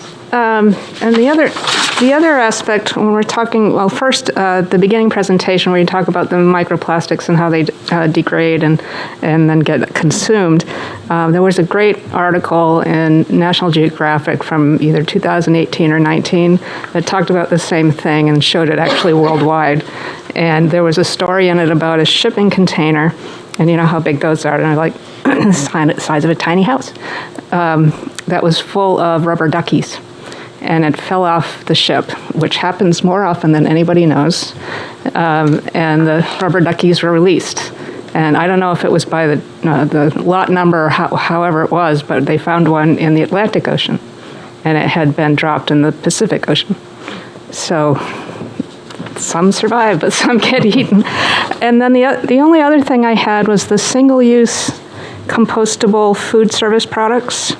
When we're recycling at home, we have to make sure our recycled products are clean. So how does that work without just being trash? Single-use compostable food service products? Yeah. So we don't provide compost bins? Right. So are you asking... Well, so you can take, like I compost at home, I can take a compostable cup because I compost with a facility that can take those and put it without cleaning it right in my compost bin. Okay, no, I'm sorry, I'm thinking about, never mind, cleaning recycled stuff, never mind. Oh, yep. But that begs the question of something, recyclable plastic that needs to be cleaned at an event.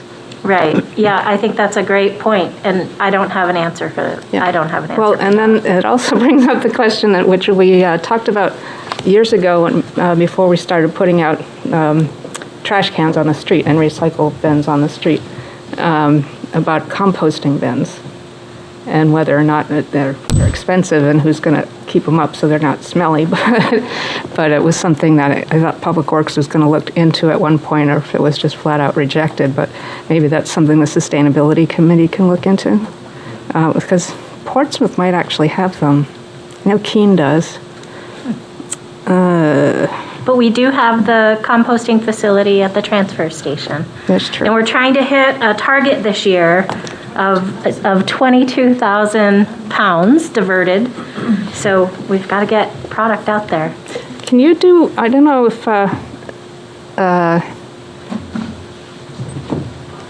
if you can recommend different providers, not just one, but different providers of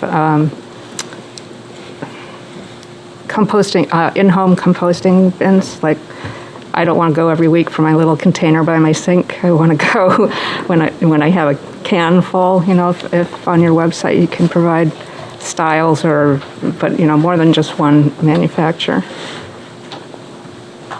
Some people just throw it in their freezer, which is an idea. I think it was Corey, but anyway, I think that's all I have. Great job. Thank you. Selectwoman Rountree-Olive? No? Selectwoman Cowan?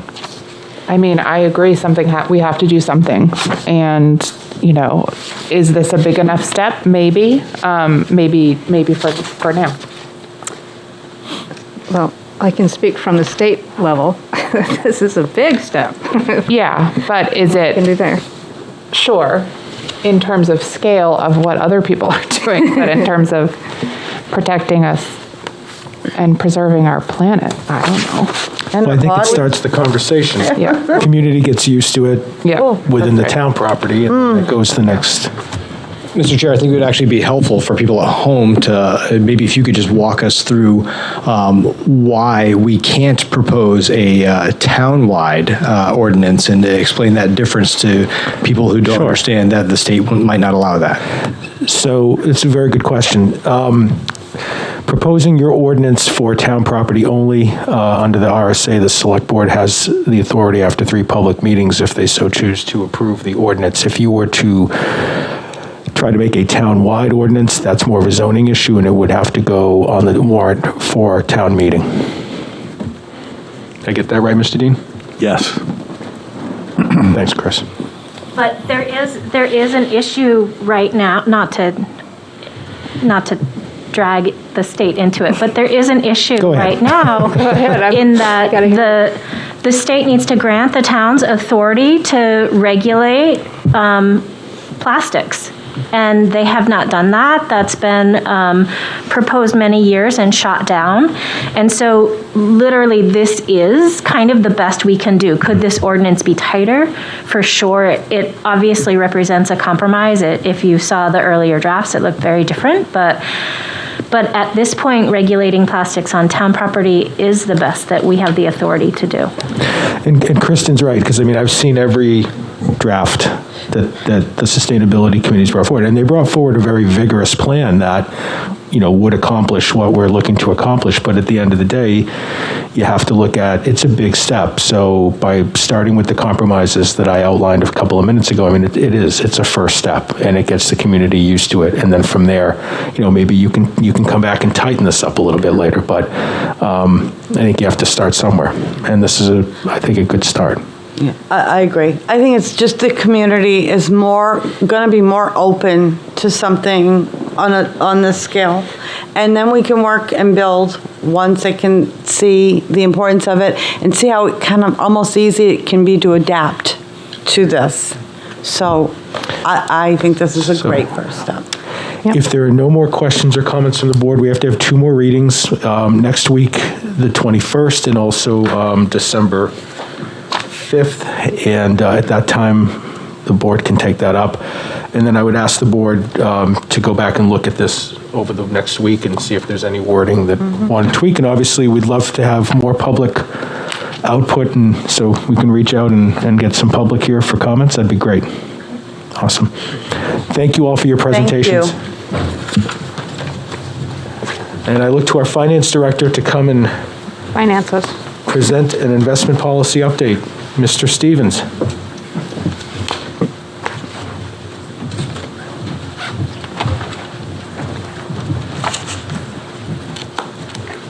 Good evening, folks. Good evening, Corey. Good evening. Some great presentations this evening. Tough to follow up on, but we'll do our best. You always do. Yeah.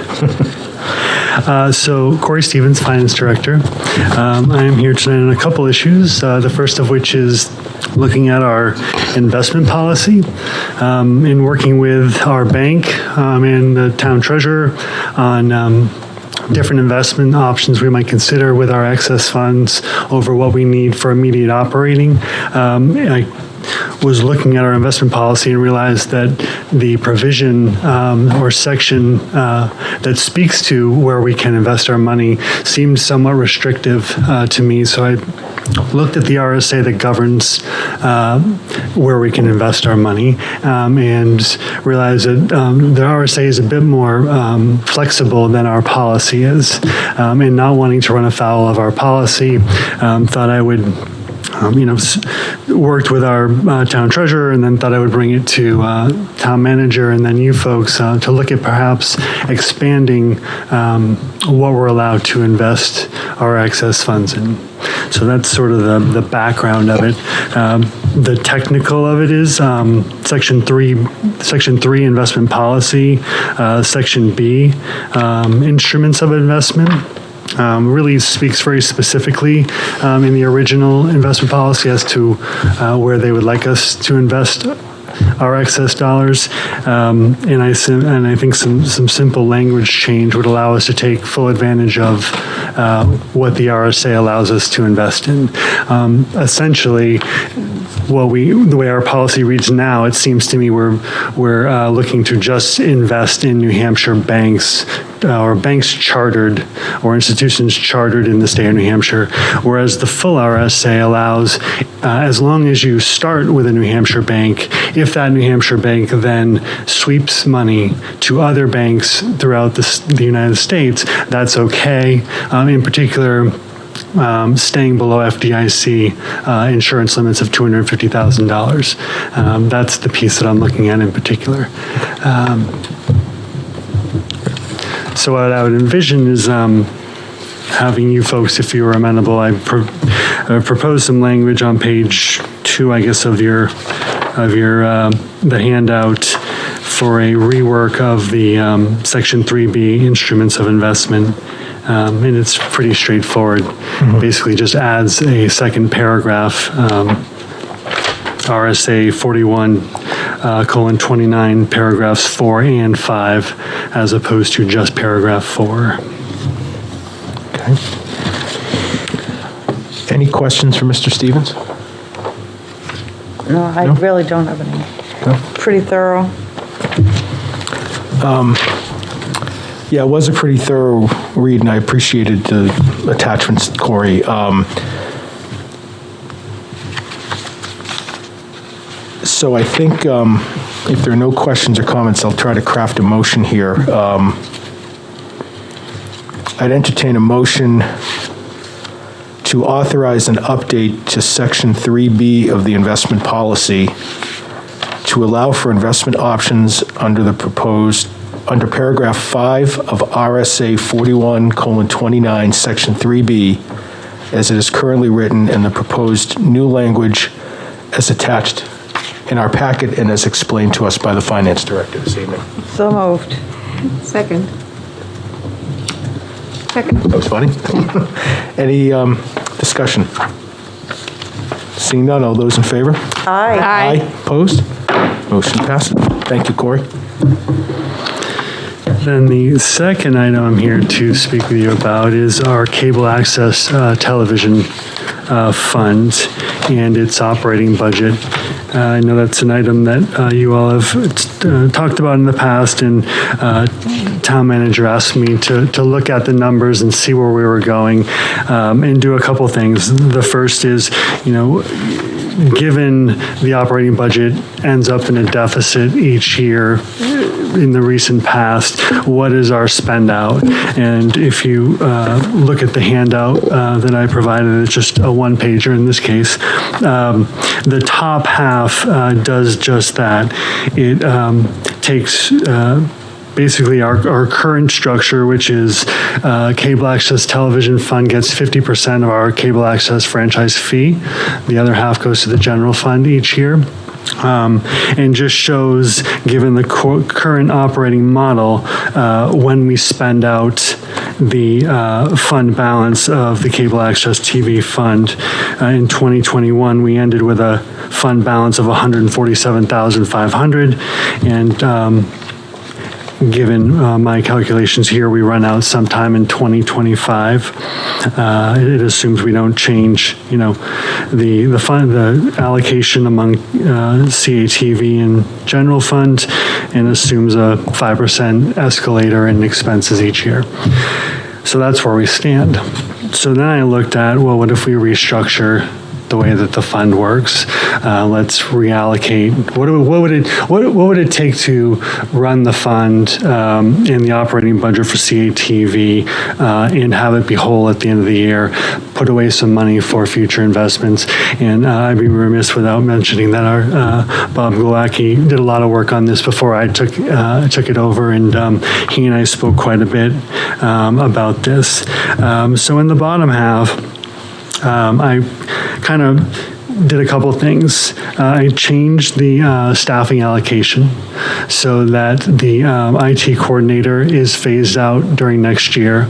And then I upped Bob's allocation to 75-25 between cable access and general fund. The other thing I did was I baked in saving $25,000 a year, roughly 20 to 25, for future investment in infrastructure we need. At some point in our future, there will be significant investments in the infrastructure we have, according to Bob and speaking with Andy as well. So the assumptions I used were in 2023, I had the IT coordinator in at 20%, like he's always been for only 6 months. And then I moved Bob to 75-25% allocation between CATV and general fund. In 2024, the IT coordinator is removed entirely, and the IT technician is a 75-25 split, as he was before. I used a 5% escalator on expenses as well. And as I said, as you can see, between capital outlay and annual additional to CATV fund balance of $8,000, we get to a $23,000 to $25,000 either spending on capital outlay or saving back to the fund balance. And all that to be said, in the end, what we come to is of a need of around $210,000 a year over the next 3 years by the CATV fund, which is about 75% of the franchise fees every year. So the recommendation would be to, at least for the next few years, bump the allocation to CATV to 75%, which would also require that we go to voters with a warrant. And I will work with town manager on some language around a warrant that maybe doesn't carve out specifically a percentage share, but talks more about being able to manage it as the needs change going into the future. Thank you, Corey. And I'm glad that you're tackling this along with Bob, because Selectwoman Belanger will speak later during her committee reports, but just last week we had an example of how we need to add our resources or utilize the resources better. I mean, Exeter TV is vital, and it's going to be vital as we continue to move forward. And we're going to be looking at committees in the next week or two and sort of revising committees, but essentially they need to be televised, they need to be taped, they need to be, and the resources here are slight, and as you started with, the fund's going to run out in a couple of years, so I'm glad we're being proactive in that regard. And I think that, Mr. Dean, it might be time for a warrant article. Yes, it seems for the long-term viability of the fund, its time has come. So I would agree. Any other questions or comments for Corey? I'll save my comments for when I do my committee report. Thank you, though. You're welcome. You jumped ahead of me tonight on this one, and I so much appreciate this. Thank you. Okay. Thank you, Corey. Okay, thank you, guys. Thank you for your patience this evening, too. It was a long night. Mr. Dean, the water sewer rate study proposal? Sure. So there was a need to update our rate study, and we have in the packet, we have a proposal from Underwood Engineers to do just that. Basically, what Underwood is proposing is that they would create water and sewer rate models and project what rate increases may be necessary to meet the town's operating and capital needs for up to 5 years. They will absorb all the data that we can provide them and then look at a number of different scenarios and then present those scenarios to the board. The proposal calls for $43,200 to be spent on the study, and that would break down as $21,600 from the water fund and $21,600 from the sewer fund. So the ask is to approve reserves in the amounts so noted for the study. Okay. Any questions for Mr. Dean? Russ, I'm sorry, where were you seeing that breakdown? It is on page 3 of the proposal. Okay. There's just a gross amount of $43,200, but I broke it down into 50% water fund, 50% sewer fund. There is a calendar in the proposal as well. This, the report would be done by March of 2023. Okay.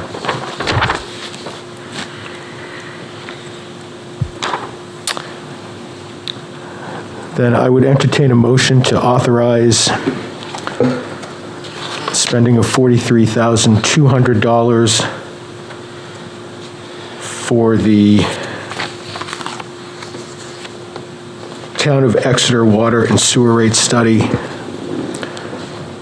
as proposed, with a breakdown of $32,000 from the water and sewer rate model update, $5,200 for miscellaneous charges, $2,000 for presentation to Select Board, and $4,000 for the system asset value calculation allowance. So moved. Second.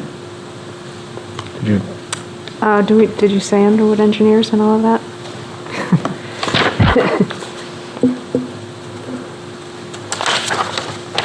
No, I will amend that, Joanna, to include when I said the water and sewer rate plan study to be conducted by Underwood Engineers. We have a motion. Selectwoman Belanger? Yes. And a second from Selectwoman Cowan. Any discussion? Seeing none, all those in favor? Aye. Aye. Opposed? Motion passes. Thank you, Russ. You're welcome. And lastly, we want to schedule our all boards meeting. I'm so excited. Did you have a plan, Mr. Dean? I would say we'd probably want to wait until after the beginning of the year. That was the idea that I had, was after the first of the year, but not the same week as the budget and bond hearings. Correct. So. In fact, I would even argue, do we want to do it right after deliberative session? It's January, can be busy. Yeah. I think that's a good idea. Yeah. So maybe the week after deliberative, and that still gives us a month before the election. And right, so that's the first week of February. Correct. Yeah. Right. First full week, yeah. But deliberative is the 4th, right? Yeah. So anytime, what were you thinking for a venue? Probably Town Hall? Yes, in the past, we have held the all boards meeting at Town Hall. It would be either there or the new community space at the library. Oh, yeah. Which is Good idea. big enough to accommodate everybody. Should be better. So, Did it there. As long as we don't need any media, any projection or anything like that, they're not set up. When I went to reserve the Yeah. spot for the Housing Advisory Committee, they don't have that available. oh, okay. Yeah, I was. I was under the impression that they did have You can it. double check me on that, but no. Well, we've got a few months to figure. Yeah, but we couldn't do any of this. So if we have any slides or any data, we want to put up on a screen. Okay. So we'll double check that So and. let's shoot for the week after deliberative session and investigate if the library can accommodate all of our needs. Great. If not, we can revert to Town Hall. So in my calendar, I have this automatic every thing. So of course we tweak the schedule sometimes, but according to my calendar, our meeting for the select board, but it wouldn't have anything really to do with that, right? We'd be doing it, do we know what day we'd want to do it? No. Any thoughts? Like on a Saturday, or do we want to do it at night? I got a Saturday. I'm trying to remember when we've done it before. On a Saturday. Yeah. The last one I attended was a Saturday. I can't do Saturday. It wasn't a big turnout. No, actually, no, the first one we did at the library had a better turnout, and that was the nighttime one. All right, well, when I attended on a Saturday, it had a really good turnout. It had all the department heads. It was a pretty good size room. But anyway, okay. Can I ask a question, Mr. Dean? Maybe it's November 14th, and we're shooting for the second week in February, first week in February. We've got a little bit of time. Yeah. Why don't we reach out to our committee and board chairs, Yep. and at their next meeting, solicit feedback from committee Good members idea. as to what works best for them. We're not going to get 100%. I mean, we all have schedules, and let's try to find out what the majority would like to do so that we can assure good attendance. Are we going to, I'm sorry, did you include No. the department heads? Because they would be there too. The one I went to, Yeah. it wasn't just the chairs or whatever from the committees, it was also the department heads. I think the ones that makes, obviously the town planner, Yeah. Right, economic development, economic Yes. development, zoning. anybody that has staff to the Yep. board or committee, I would think You would be and Melissa. appropriate. Greg? So yeah, let's start with that. Let's have Mr. Dean, your office, get that email out now. We're shooting for February. Would folks prefer an evening or Saturday? Look, if I needed to, I'll take a day off from work if I need. I'm going to, this is so important for me, and I have Yeah. that flexibility that I would do. So let's see what the majority would like. I'm very open to whenever we schedule this. Okay. Fair? Okay. I can't do Saturdays. No, I know. I just can't. Okay. All right. So that gets us into regular business. We do not have any abatements, credits, or exemptions. We do have a couple of permits, though. The first of which was a special one-day malt wine license application for December 6th for the Exeter Scholarship Fundraiser. This is for a permit for beer and wine, December 6th, 6 to 9 p.m. Expected number of attendees, 50 to 75, age group 35 to 75. Greg, did you want to speak to this at all? Sure. Greg Beeson, Exeter Parks and Recreation. As you see in your packet, team has submitted a one-day application. It's a very convoluted process with the state. Before they can get the state liquor license, they need permission from the property owner. And so they need permission from you, and then he'll get the final signatures. He's already made the police chief aware, James aware, and fire. So it's just waiting on you guys. And they held it previously in 2019, and with great success. And it's a regulated, they have a representative that has certification to serve. So everything's all set and copacetic. I do remember approving this in 2019. Yep. Any questions or comments from the board? Then I would entertain a motion to authorize the application from the Arts and Industry Alliance /team to permit beer and wine at their December 6, 2022 Exeter Scholarship Fundraiser to be held at the Town Hall from 6 to 9 p.m. So moved. Second. Motion and a second. Any discussion? Seeing none. All those in favor? Aye. Aye. Opposed? Motion passes. You want to talk about the... Yes, another thing in your packet you will find, we're finally approaching you to get the tree work that was previously mentioned this spring around the tennis courts. We solicited several quotes from tree companies, but the topography of the surrounding area makes it very difficult, so it needs specialized equipment. Crane can't get in there, and so it needs to be a tracked scissor lift that will be going in. They're going to have to mat the tennis courts to get on there and cut some of those branches, but also around the whole canopy is going to be cut back. So there's only one company that actually has it in the Seacoast, Seacoast Tree Care, and when they first came out and gave us a quote, every arborist said you want to wait till winter, because especially with the drought conditions we were going through, you don't want to stress the trees. So, and we get a discount for waiting to winter. So, and less people around the rec park. So, with your approval, I'm looking to allocate or expend $6,615 from the Park Improvement Fund to go towards tree trimming. Okay. Any questions? Just how much is in that fund? Actually, You say that. We actually worked with finance. I'd given a number at the budget committee last week, and we found an error. So the actual fund has $10,887.27. I feel like I'm in budget. Could you say that again?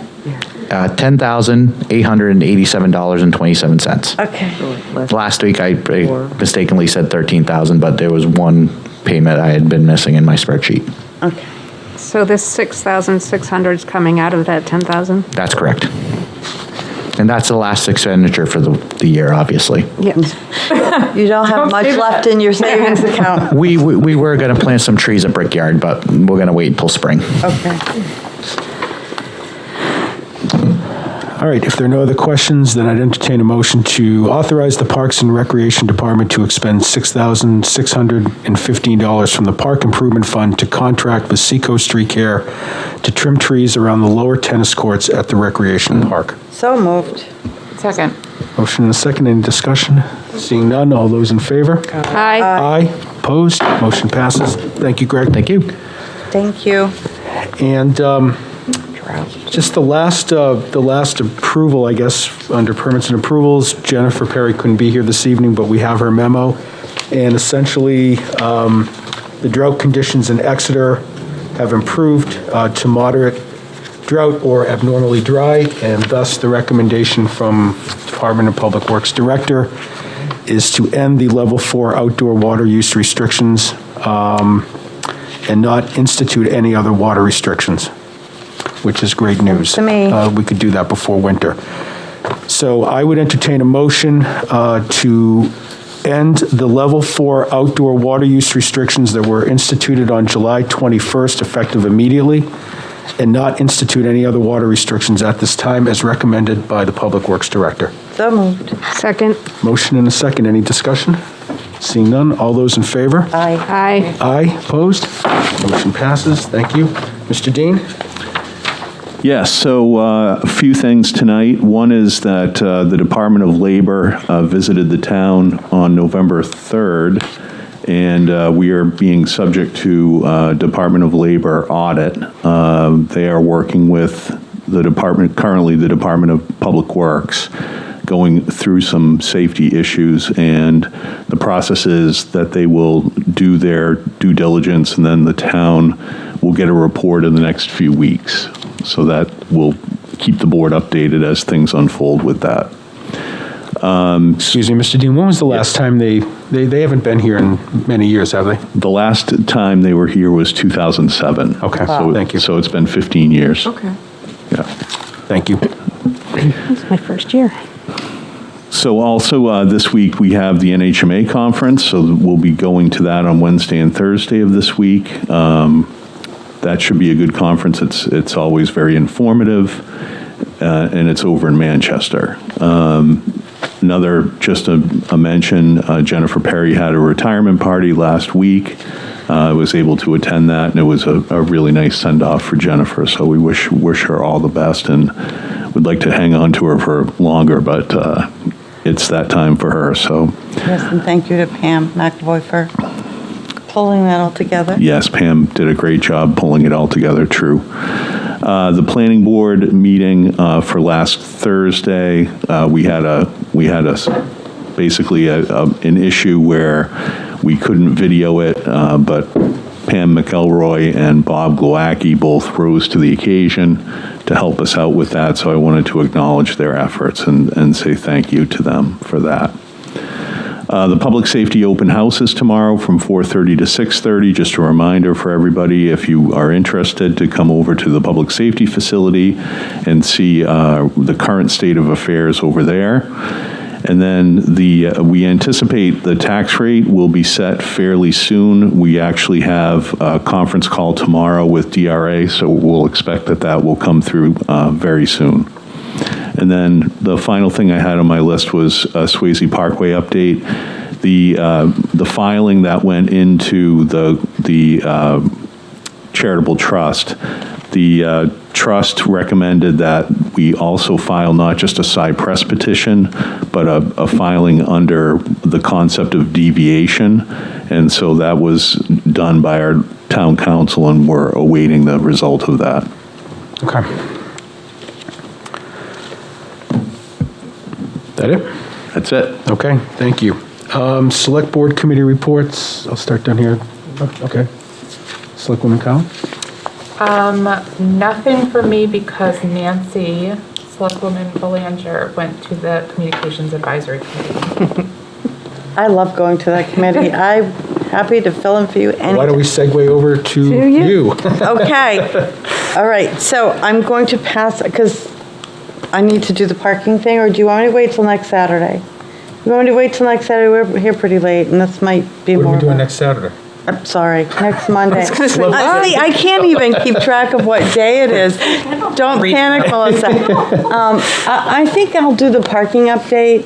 Do you mind if I do that in my report next week? Yeah, let's do that. Okay, thank you. Let's do that. Thank you, and I appreciate the offer. Yes, thank you, because obviously I can't even seem to articulate myself. Now I lost my report, though. Can we skip and go to Julie while I find my paperwork? And Selectwoman Cowan, teed it up to you. I usually go in order, but. I'm sorry. I don't know, I just had it in my. All right, I will begin. Took a fellow from the New Hampshire Preservation Alliance through the town hall for the tour that we need before applying for a grant to get historic building assessment survey that I need in order to apply for National Register, which we need to have to get federal monies to make changes. Subsequently, we had the Facilities Committee where the topic came up, and they agreed that, yes, we need a master plan for the town hall, and recommended that we start now while the survey's going on. We have concern, we're going to learn concerns very shortly, that we have representatives from all of the interested parties, the facilities, energy, sustainability, HDC, all get together to start talking about what each one wants to see happen, because they all have to get coordinated together to have a goal when we go forward with some kind of project. And maybe we can do them in pieces and maybe not, So that was part of the discussion. What else did we talk about? A letter is going to the Budget Recommendation Committee about the CIP list. We talked a little bit about the public safety center study, what the status was, which we all know the status is that it's done. We had the interactions, there was a question about the DPW project list that we haven't seen. And I just want to know it.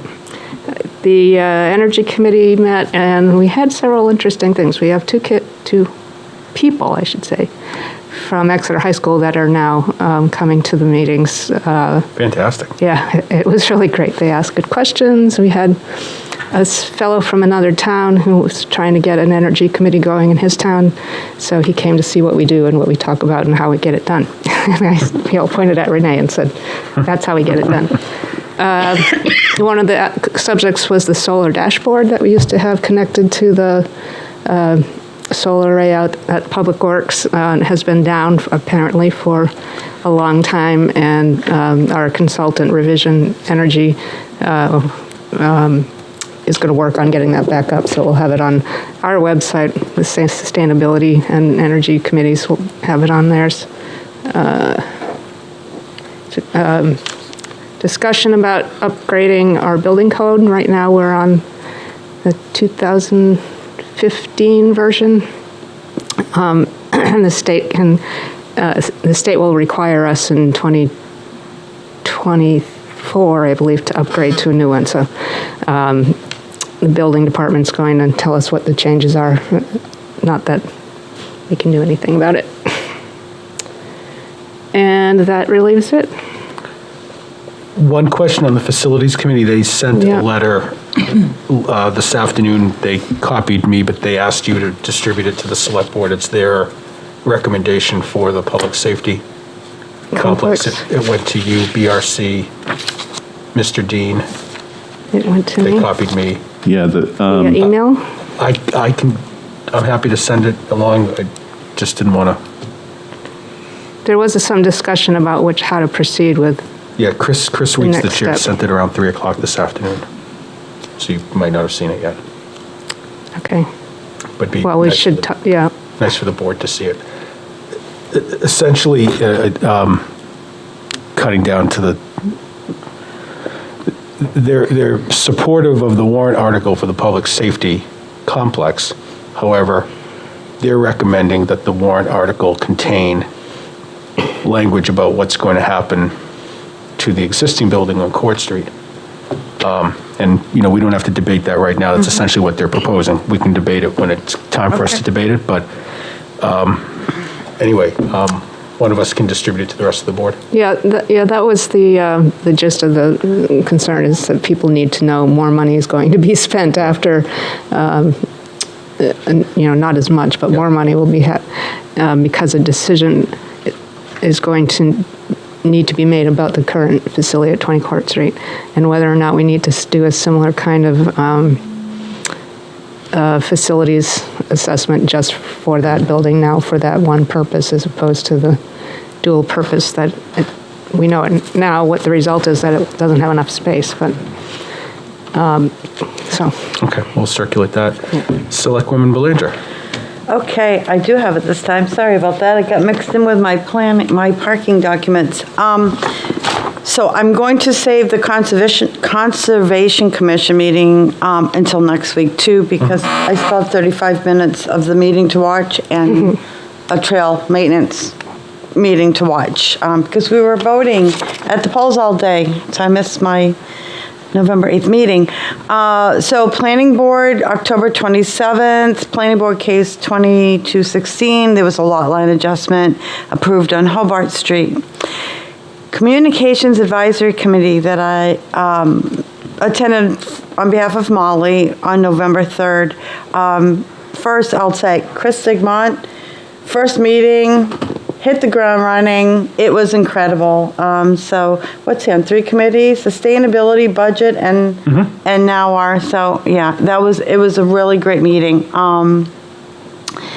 There was a committee review draft of their social media policy and best practices. Molly, I meant to make a copy and give it to you tonight, so I will get that to you so you have it.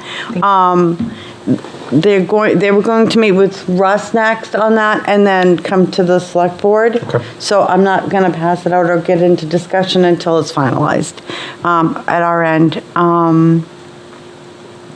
Talked about email lists and how to communicate, get things out.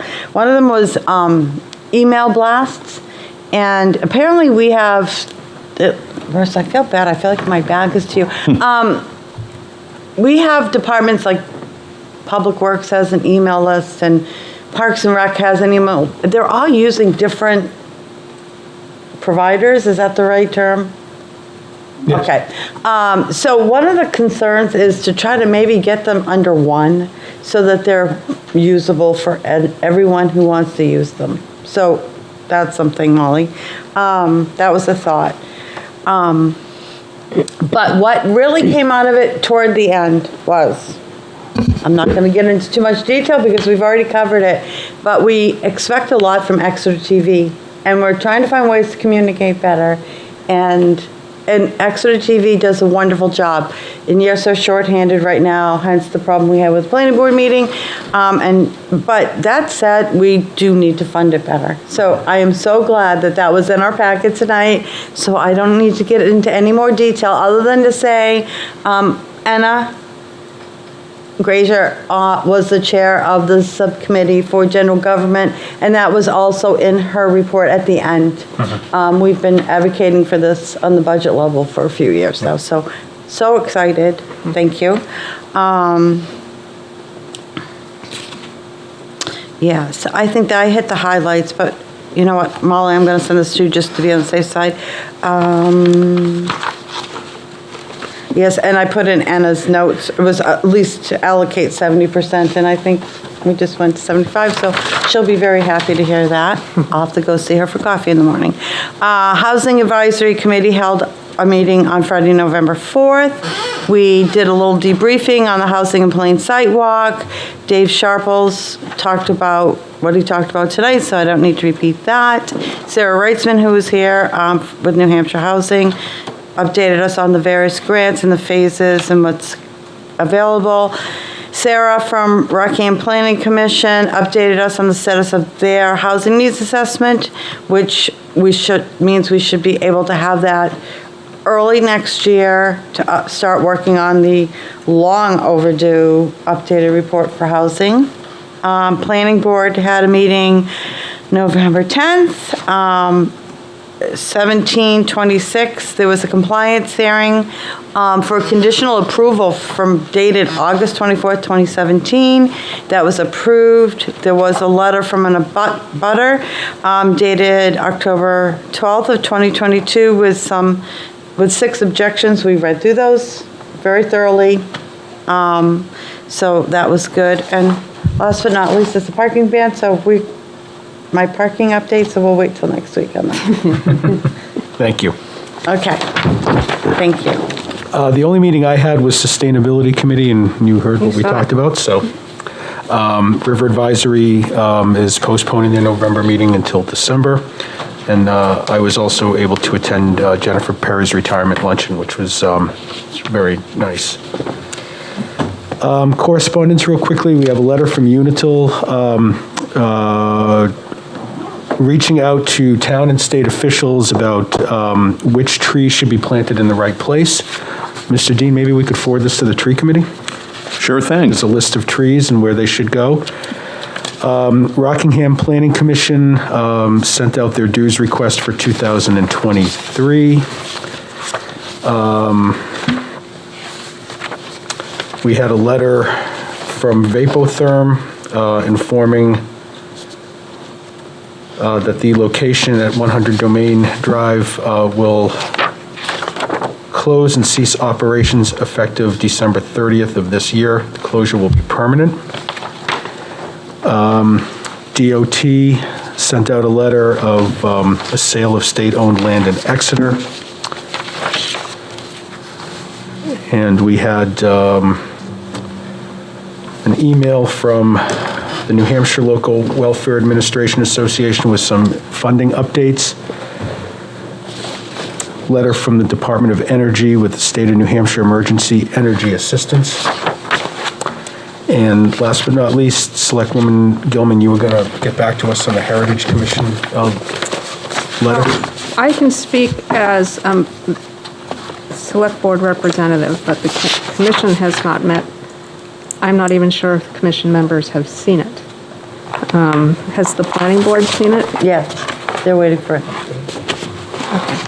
Does the planning board understand anything about it? All right. Well, I think that's a start. If you could speak as the select board rep. There was, I talked here about this project of the neighborhood heritage area, and it was centering around Park Street. Mm-hmm. I've been talking about it for over 2 years, I believe. And we went through a process of, we had a survey done for free from the state grant of the whole area, and that was just as part of our Heritage Commission mission. From that came this idea of doing the neighborhood heritage area. Now, I will say that when looking at the handbook from the Division of Historical Resources, it looks like a really, it looks like basically a historic district commission only just by the residents in the area, not by a government body. And that's not attractive if you don't want to live in a historic district. So in the letter, the beginning is that we had a meeting which was going to be a work session because we have things we've talked about but haven't done, like everybody bring your photos of buildings that have been demolished, but we haven't done that, so let's bring them and make a list and get them coordinated with the building department. So it was posted as a public meeting, but it was a work session, so we didn't expect to be televised because our work sessions are typically, we don't vote on anything in them. It was open to the public, it just wasn't televised. And there was an argument about it being posted as a public meeting, and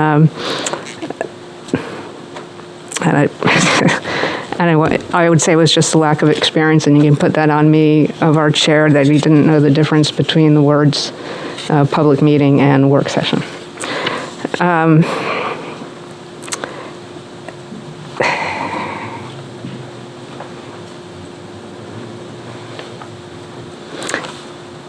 There's, I don't know, I don't want to say accusation, but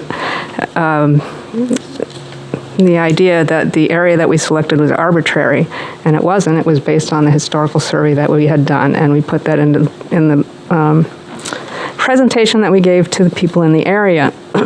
With the feedback that we got from that first presentation, we cut down on the area, and with postcards for public meetings, we presented that.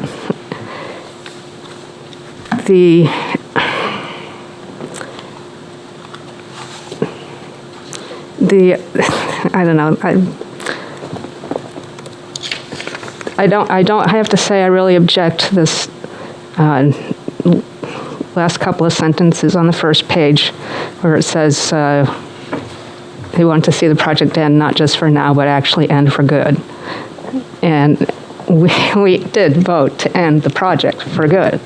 What we did past that was say, let's collect all our documentation so that if in some other town, other time, another neighborhood, whatever, wants to go ahead and try this process, here's a record of what we did. It didn't work. See if you can do it differently. But just a record of what we did, you know, the postcards that went out, the postcards that were received, and the commentaries that were made. Part of the reason that this was looked at was because of our demolition review process. We have a demolition review coming up on Wednesday. Where is somebody going to find out about that? It's on Spring Street. Where is somebody going to find out about that? All they're going to find out about is that the Heritage Commission members were given a copy of a building request, the demolition request.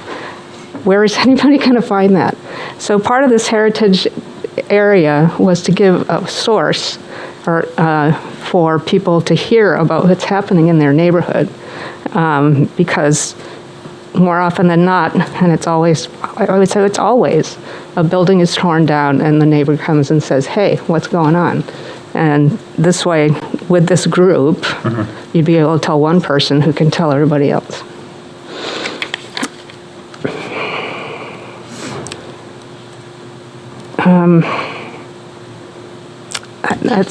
That's all I have to say, I guess. Are we perfect? No, we're not perfect. Are our volunteers perfect? No, they're not perfect. Are things misunderstood? Yes, they're misunderstood. The Heritage Commission hasn't met since this letter was produced. We're meeting Wednesday. We'll talk about it then. If there's any more from them, I will bring it forward. Okay. And I think it should be discussed because the letter was written to the chair. Right. We were copied. But to my knowledge, it didn't go to the Heritage Commission. Okay. But presumably he'll bring it on Wednesday, or at least... I brought it to the attention of the chair. Okay. Anybody else? I mean, I can go through some highlights, or we can wait. And I did go back and watch the meetings. And so there were a few things, and all due respect, I mean, I understand the frustration of the writer of the letter, but some of the things, I listened, I watched the meetings, some of the things were not quite what happened. The letter talked about the numbers and who was in favor, and said that the people who returned your survey were in favor, but really what was said at the May 18th meeting was that 195 letters went out, There was 3 weeks to respond, 62 opposed doing this. 26 were for it, 4 were returned to sender. I did have a question about stored documents in planning department. One of the things that I want to... No, let me just finish, please, is that if committees have documents that are part of our surveying, and I don't think they should be kept at someone's house. I don't know if we have a policies, but that's for another discussion. Right. Okay, so anyway, and the idea of putting together kind of a summary of what happened was really just memorialize it so that it was available. But there was a lot of work put into it. I don't think as a select board we can say that no committee can bring something forward again in the future. Again. And those were a few things. I don't think that all of our work sessions are videotaped or recorded. And Exeter TV tries very hard to record all of our meetings. And I will tell you, the planning board the other night, we had a problem, and the executive assistant to our town manager came in to take meeting minutes because we had a planning board meeting, and our secretary watches our meetings via video and does our meeting minutes. And at the last minute from home, Bob Glowacki, homesick, was able to run our meeting to televise it from home, from his phone. So we do try. Due diligence is always tried. So if a meeting didn't happen or wasn't televised, sometimes it's through no fault of anybody's. And I think that's why we're working so hard. I mean, even the rec committee is now televised. I think all the committees should be televised, particularly, when you've got select board, planning board, zoning board. I mean, those are automatic. Yes. So if you're meeting Wednesday of this week, then we can look for an update for you on Monday, and then Selectwoman Belanger, if you want to, we can review your other questions then, if that's okay. Yeah, I'm good. Thank you. Reviewing the board calendar. Again, we meet next Monday, the 21st. We meet December 5th, and then our last full meeting of 2022 will be on December 19th. And Mr. Dean, for planning, if you could get us a date the last week of December for us to come in and do the encumbrance, that'd be great. Will do. Okay. Anybody else? Okay. I would entertain a motion to adjourn. So moved. Second. All those in favor? Aye. Aye. Opposed? We stand adjourned. Thank you very much, and good night, everyone. Thank you.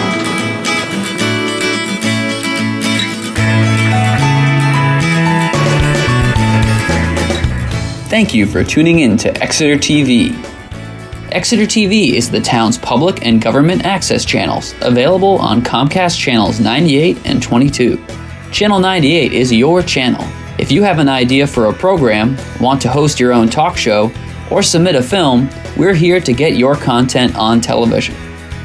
On Channel 22, we bring you live and replay coverage of government meetings and other town updates. A third channel, Blue Hawk Media, is operated by SAU 16 and can be found on Channel 13, with all your school sports, events, and meetings. You can watch Exeter TV online at exeternh.tv, Apple TV, and on Roku. Find us on social media for extra content. Subscribe to our YouTube channel and hit the bell to get notified about live streams and new content. Tune in to our platforms every other Friday to watch the Exeter Biweekly Report, with recaps of recent events, updates from town departments, and messages from nonprofits in your area. If you head to our website, exeternh.tv, we invite you to sign up to our newsletter to receive monthly updates about new content, upcoming meetings, and more. We'd like to thank you for taking the time to watch Exeter TV and hope that you tune in to our other content as well.